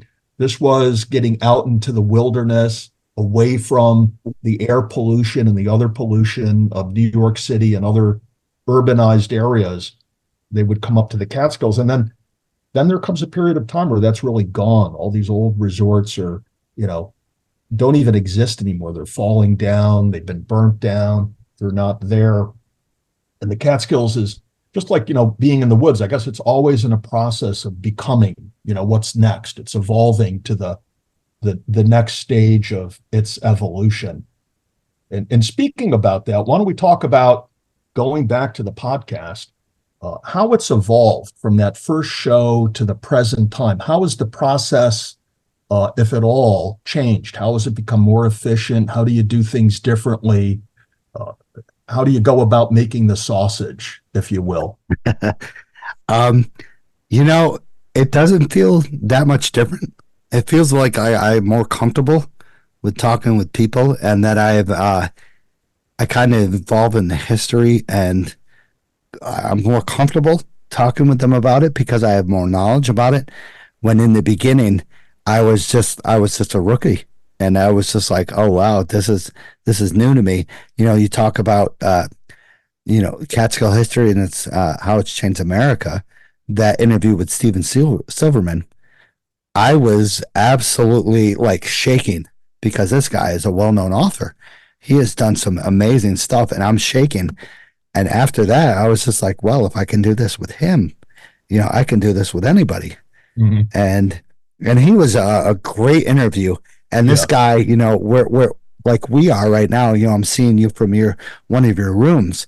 This guy is sitting on the 40th level down in lower Manhattan on Wall Street. And I'm looking in the background, and I'm just like, you know, is that Wall Street you're looking at? He's like, absolutely, this is Wall Street. I'm like, oh wow, that's insane. I'm like, I'm at my little tiny 3-bedroom house while you're at a condo that, you know, might be $200,000 a month. Just it's insane. Like, and you know, I've gotten more comfortable with it, and I feel like I am more one with the Catskills, and I have more knowledge so that I can just flow with it, really. So along the way, I mean, this we're getting down and dirty now. Along the way, have you had any dark moments, any periods of time where you just were ready to throw in the towel, bag it? It was too much work. It was too frustrating. It was too much whatever that you felt it wasn't worth the effort anymore? Not at all. Really? Wow, I think that's remarkable that, and from my perspective, it's a big undertaking. You're basically investing a full work day of your life every week into this podcast. And, as you said, you started off your knowledge and information base was that of a rookie, and you've grown over time, and that you haven't like just woken up or gone to bed one day or been out on the trail hiking. You said, this is just too hard, man. I'm just like, it feels like I'm pushing uphill all the time doing this work. And what am I getting out of it? What good am I accomplishing? And you've never had that moment where you said, fuck it, I'm done with this? There have been times when I've come very close, but that 100th episode where, it sounds really weird, but 30, 40 people have shown up at Camp Catskill. To my surprise, when I was like thinking 5 people would show up, and it boosted my confidence beyond that. And seeing sometimes of when I registered in the trail, trail registered, and somebody has said, I love your podcast, Cool. Just one person saying that. And I have a bunch of friends like you that keep on helping me out. Darren White, who keeps on saying that is a great podcast, that was awesome. Tara, from one of my previous episodes, that she talked about, Tara Scully, talked about her time of overcoming depression with the Catskills, has just boosted my confidence of continuing on. And I do a big thanks to you and Darren. Darren has been a like the backbone of my thing, and he supports the podcast, and it's just anybody who supports the podcast, not just of money, of just compliments, gives me a big support. Danny, Todd Bold, a bunch of people who just talk to me once in a great while about this, supports me. And three people out of the 15 people that I get listening to the podcast boost my confidence. So with that said, let's talk about the sponsorships, the money, the coffees. I think you call them ciders now. Ciders. Yeah. What is that money going towards? What are the expenses of running this day in and day out? Why do you need the financial support? That's a tough one. You got to bring this about. And I hate to bring this about, but it's realism. Paying for the subscription of Zoom, paying for the subscription of the website that I have to carry for the podcast, paying for the distribution of the podcast within Spotify, Apple Podcast, different other areas that you have to distribute above. And the expense of maybe the microphone, the new laptop that I needed to definitely start completing this. And it's most of it is monthly, so I'm coming out just above even, not even. And it doesn't bother me. I was ready to pay about in the beginning, and towards the end I was like, nobody's gonna sponsor me, maybe like 1 or 2 people. Or, nobody's going to support the show, maybe like 1 or 2 people. And, it's come a long way. And that is my influence to continue further, because these people actually enjoy the show, and they contribute to the show. So I got to keep on going, right? Yeah, definitely. I mean, do you have any sense of how many folks are listening on a weekly basis? How many regular listeners you have at the present time? At least 3. 3? It's up to 3 now, because I know last time I asked you, you were like, Tad, you're still the only listener. I really appreciate it. I know I owe you some money for listening to the last show, but I'll catch up with you. Usually it's just you talking and listening to the first 5 minutes because of when I mention you and mention your story that you sent me, basically. My story? I have a story? So. Not well. Your news that you send me basically. Oh, okay. Yeah. On a daily basis. So you mentioned that you have to pay to upload to Spotify.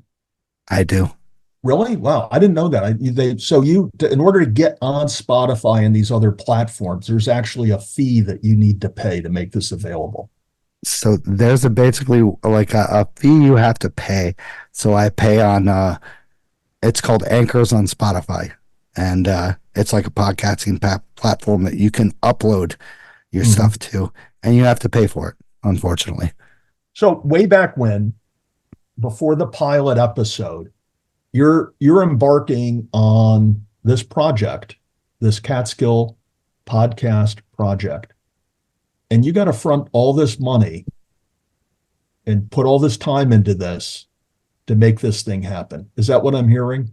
Yep. You were out of pocket. You had to buy some gear. You had to pay some subscription fees, a Zoom fee, fees to Spotify and other platforms. And you did this really out of the love of the Catskills. Is that what I'm hearing? 100%. That's very cool, man. Hats off to you. And like I said, you've shed a lot of light on different parts of the Catskills that, I was unaware of that was going on, the neat and different things that are occurring up here.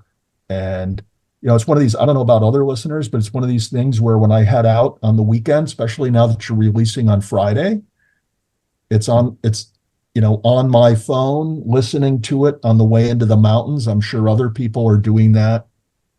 And we appreciate it. And just give us a shout out if you need any more help, assistance, hard cider, soft cider, just cold hard cash.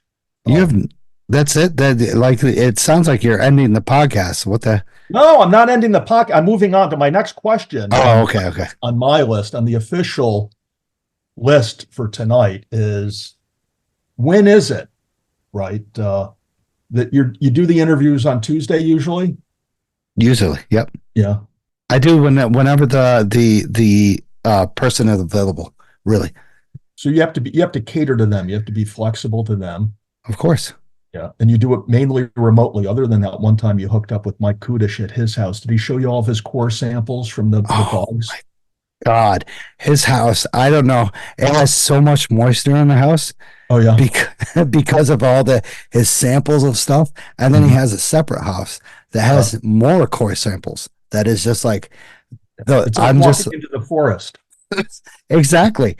And it's absolutely phenomenal. We'll walk upstairs and he has just wrap-ups of different stuff that people have sent him. He's like, oh yeah, I got this from 1963.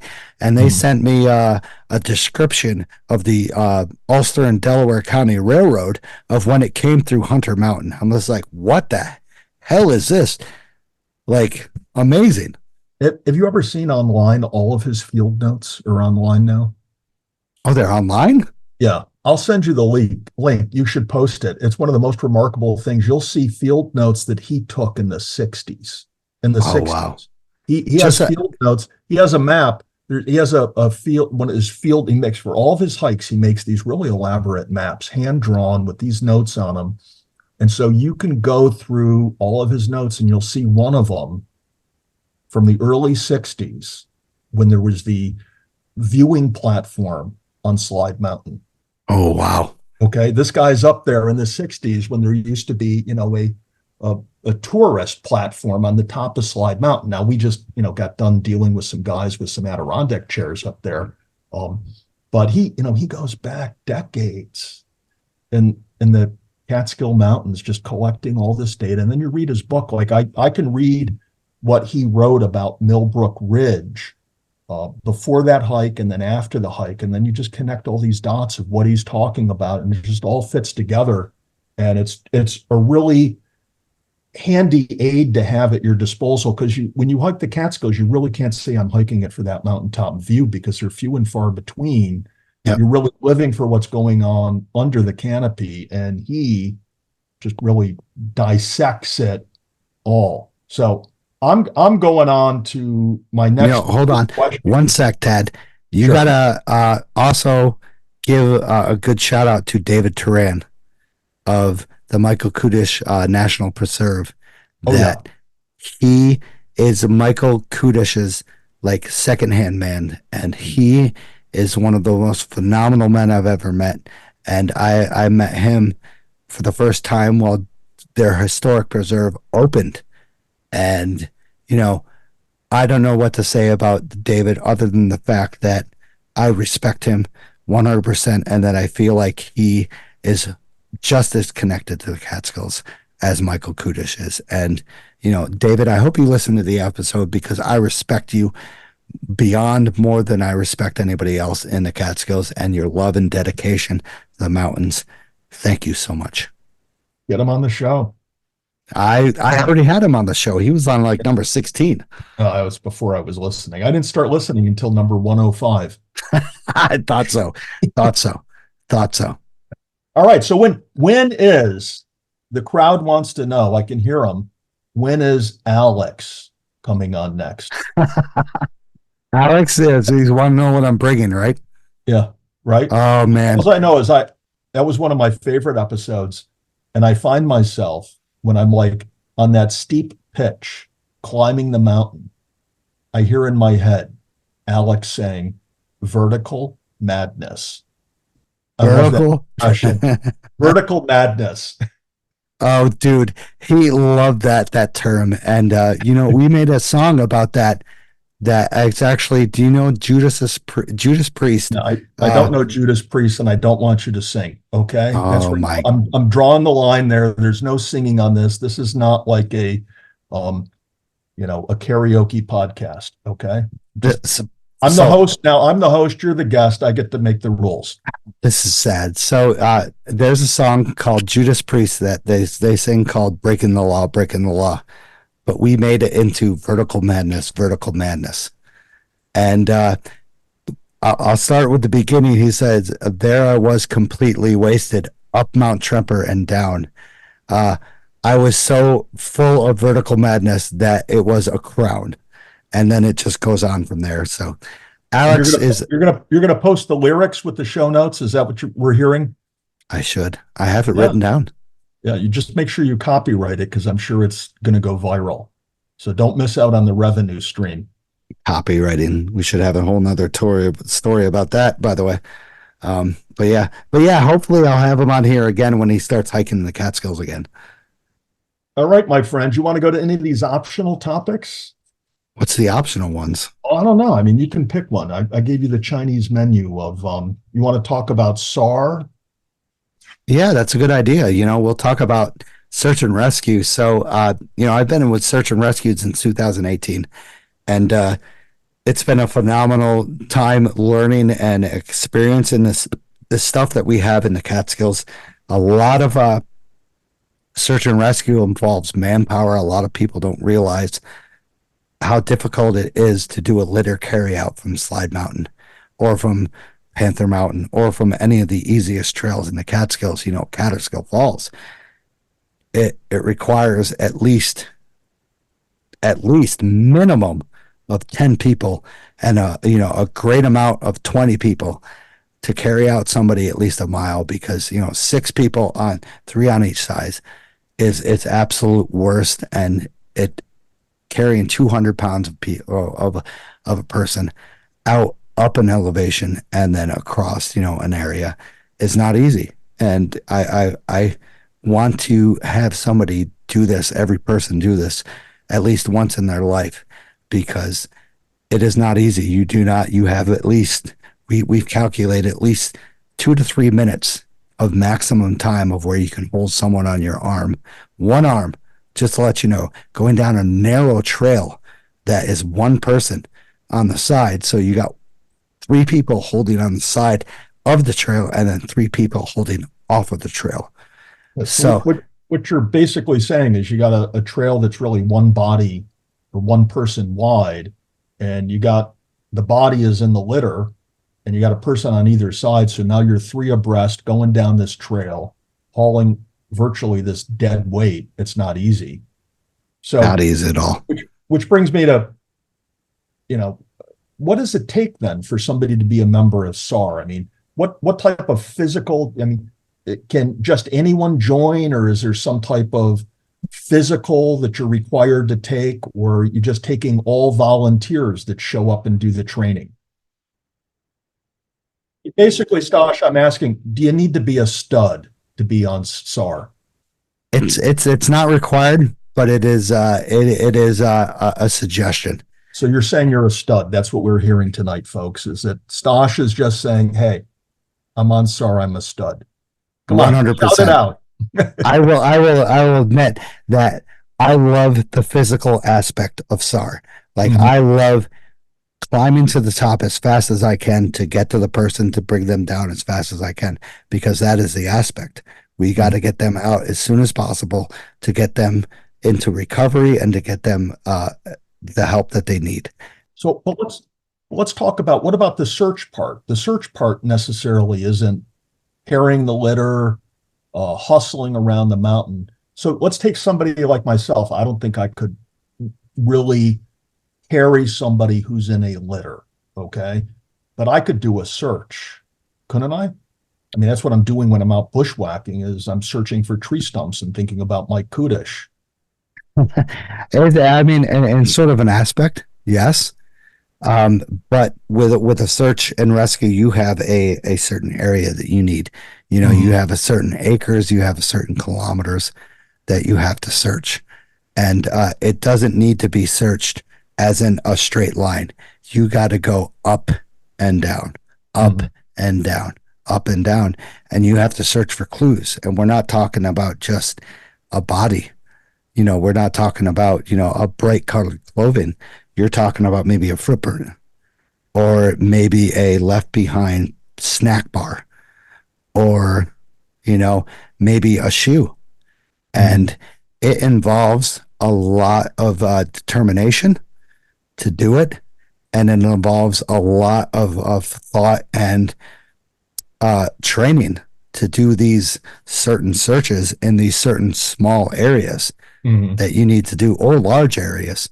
You know, it depends on the terrain. You know, you have Mountain Laurel, you have to be tighter, you have to go shorter, you have to go slower within after these open areas that you can go kind of longer, but you also need to be aware of the distance you have between per person.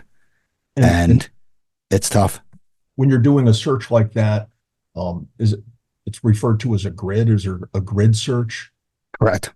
And you guys, are you recording your grid on GPS or something? Correct. Yep.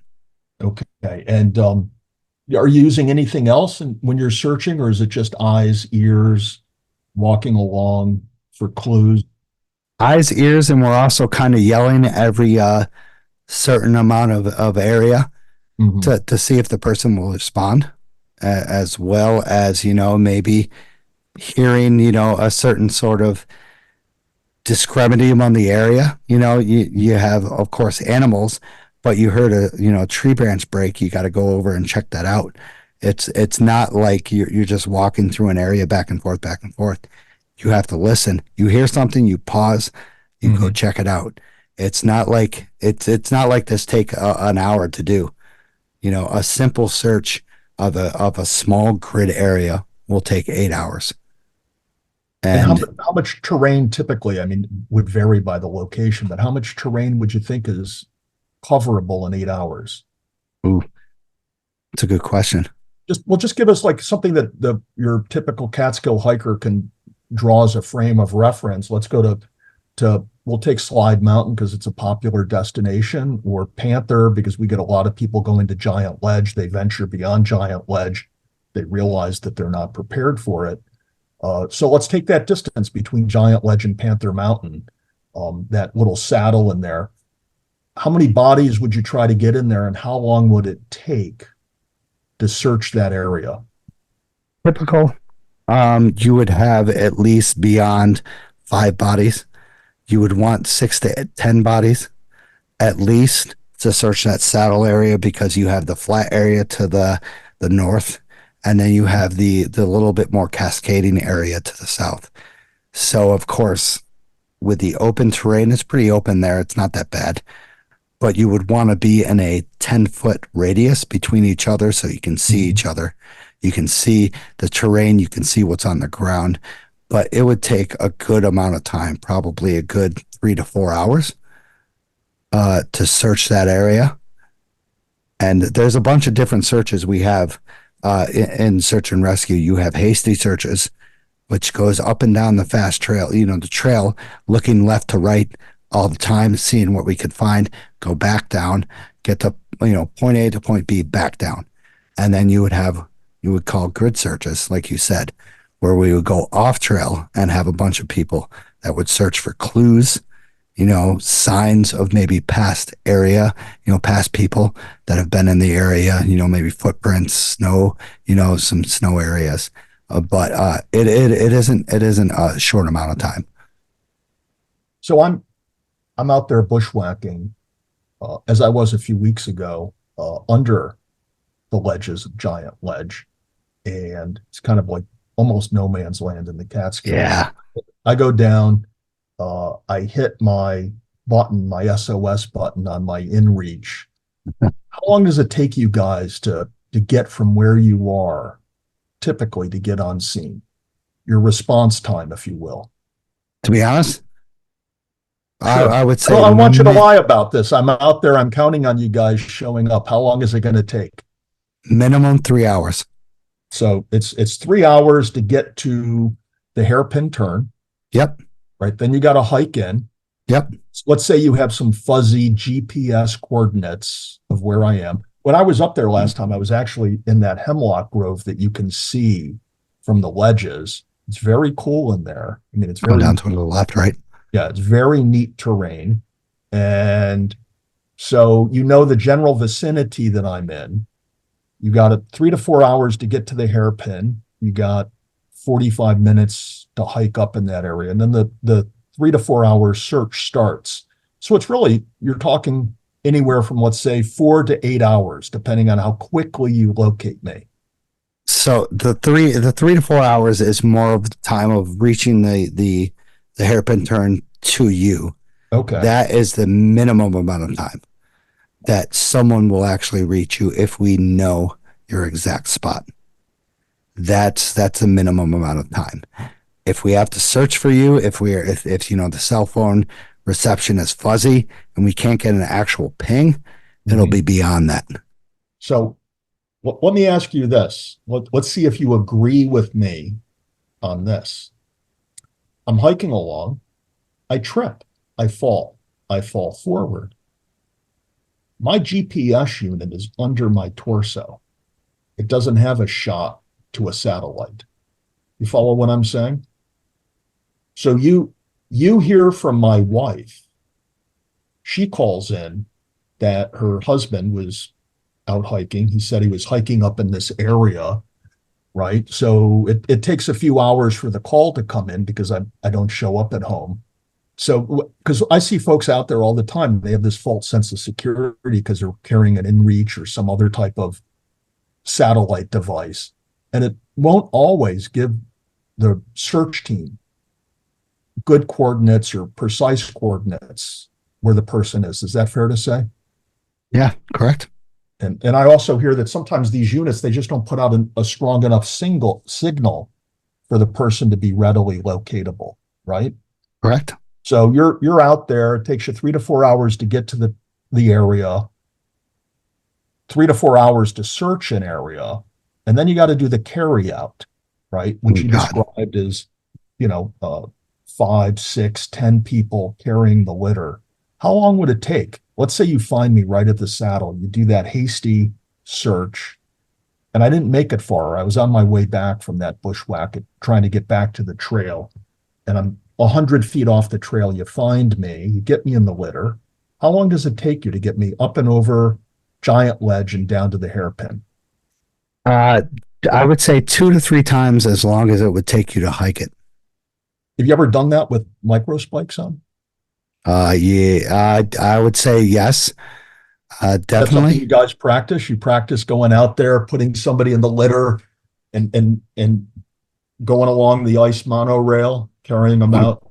100%. That's probably the the most we practice about is that exact circumstance, because that's when we need the rangers need us the most. Yeah, because it's very common for people to fall on the ice, I suppose. 100%. 100%. It's definitely one of the basics we practice, because that is when you need the manpower, especially during the winter. You need to get them out as soon as possible so they hit the hypothermia stage. And how much time do you invest a month then practicing, training, and participating, just in the preparation aspect of SAR? At least 24 hours. Wow. 24 hours each month for that? So I guess Correct. I won't bust your chops anymore that you're not out hiking all the time like I am. I try. I'm very dedicated to search and rescue. So basically between the podcast and SAR, you're pumping in 30 to 35 hours a month. I told you this. Yes, I sent you my schedule. Yeah. Wow. That's awesome, man. All Yeah. right. It's fun. So what do you say? You want to move on to post-hike, brews, and bites? Post-hike, brews, and bites. Now I'm taking over. This is my turn now. I'm back. I object. Go ahead. All right, so what do you have suggested, buddy? Besides Stewart's. So are you asking me the question? We on live now? Is this? Yeah. Okay. So I rarely, if ever, stop on my way home from a hike to grab a post-hike brew and bite. But when I do, I like to hit up the Moonburger in Kingston. Ooh. Yeah, because Moonburger serves the Impossible Burger, no meat, and that's something that I'm fond of. But I want to go back to, I don't know if you remember when Matt Smith spoke on I know it is. 107. What did he say that he looks forward to, that he salivates and dreams about when he hops into his car, leaving one of those like day-long strenuous trail maintenance activities of his? What does he head to Stewart's for? It's a coffee, isn't it? No, it's not a coffee. Think hard. What does he head for? I can play it for you. I queued it up. I'm ready to roll. You got to be kidding me. No, you didn't. No, it was beautiful. Here, listen to this. We'll see. Let me turn it up. As we suspected. Technology sucks. Yeah, I'm the boomer here. So Matt said, and listen closely, Matt said he likes to go to Stewart's after a hike to get a bowl of their hot chili and a chocolate milkshake. Really? I'm not. That's a weird combination. It's a weird combination, and that's what this guy's thinking about. He's out there maintaining those trails for us. Okay, so I think tonight I'm committing myself to sending him a Stewart's gift card, because I want him to have one of those ice cold milkshakes and hot bowls of chili on me this summer. You are full of surprises. That's me, man. Full of surprises. I'm surprised I was on here tonight. Could be a one and only, so make sure you save the show before you log off. We're not doing a repeat. You never know about that, actually. You know, I'd like to see, if you want me to get on the show again, I would love to get on the show to you and go to 1450 out in the Western Catskills. I forget the name of the road, and I wouldn't say it online, but when I hiked or walked through the woods with Mike Kudish, he looked at me and he says, I live at 1450 so-and-so road. I'm like, I'm thinking to myself, why did he say this to me? And then he says, that's not the house number, that's the elevation. He lives out on Seeger on Millbrook Road. Yeah, but that's how he identifies his house, not by the street number. It's the elevation. That's how the man thinks. Okay. That guy, he is something else. He's fantastic. And anybody who ever has the opportunity to go hear him speak or to take a walk in the woods with him, you can't say no. You got to get out there. Yeah. So once again, if you want to check out some stuff, they have some stuff on the Michael Kudish National Historic Preserve. Check it out online. I will mark it on here. Absolute phenomenal time, especially with Dave Turin, one of my favorite people in the world that I just adore, and that gives a boatload of information that is just absolutely phenomenal. So, thank you, Tad, for the post-hike Brews and Bites Moonburger, Kingston. That's a new one. So, Drive-through service only, right there at the exit to the thruway for those of you who come from downstate. please visit it. So, thank you, Mary Teacher, for that suggestion. So, we're going to wrap this thing up, Tad. Really appreciate you joining. Thank you to the monthly supporters and the monthly sponsors. Greatly appreciate you guys supporting the show. Keeps me going. Thank you to everyone who has donated so far. Thank you, Tad, who donated your time to join me tonight and donated your time and to send all these news and information and, just keeping me going, really, Tad. I really appreciate you coming, kind of giving me the influence of just pushing further and kicking more to join the Catskills and its beauty. Well, I'm going to push you this weekend, man. Yeah. So this weekend looks pretty shitty in terms of weather. So we'll see as we keep going. Hopefully not. As we talked about in weather, my friend just sent me the message that actually started this. We were supposed to go see Mammoth WVH, Wolfgang Van Halen. I don't know if you know Eddie Van Halen. Do you know of his name? Oh, yeah. Okay. I remember when those albums came out. Oh, God. Can you say there was anything better? That's pretty cool. So Wolfgang started his own band, and it's called Mammoth WVH. We were supposed to go see him this weekend. They rescheduled to July, so we're kind of screwed. So my friend's just like, hey, let's go hiking. I'm like, well, let's do North Dome and Cheryl from Pacalo. He's like, hell yeah. So he just sent me a message saying, Sunday looks like more than rain in the Northeast. And I'm just like, hell no, it doesn't. It said it actually looks very good. So this guy's going to be screwed. He's going to do it. We'll stay tuned for the weather forecast. It's subject to change. Exactly. Right. Once again, thank you to everyone who is listening. I really appreciate it. Tad, once again, thank you for joining me tonight. Really appreciate you taking out your time. I hope you had a good time. Yeah, I'll get back to that. I'll let you know. I'll look forward to the feedback, buddy. So am I. All right. So have a good night, Tad. Really appreciate it. Take care, buddy. And we all appreciate everything you put into this show, and keep up the good work, and we'll keep listening. Thank you so much. I really appreciate it, buddy. Have a good night. Hey everyone, I just want to thank you for listening to the show.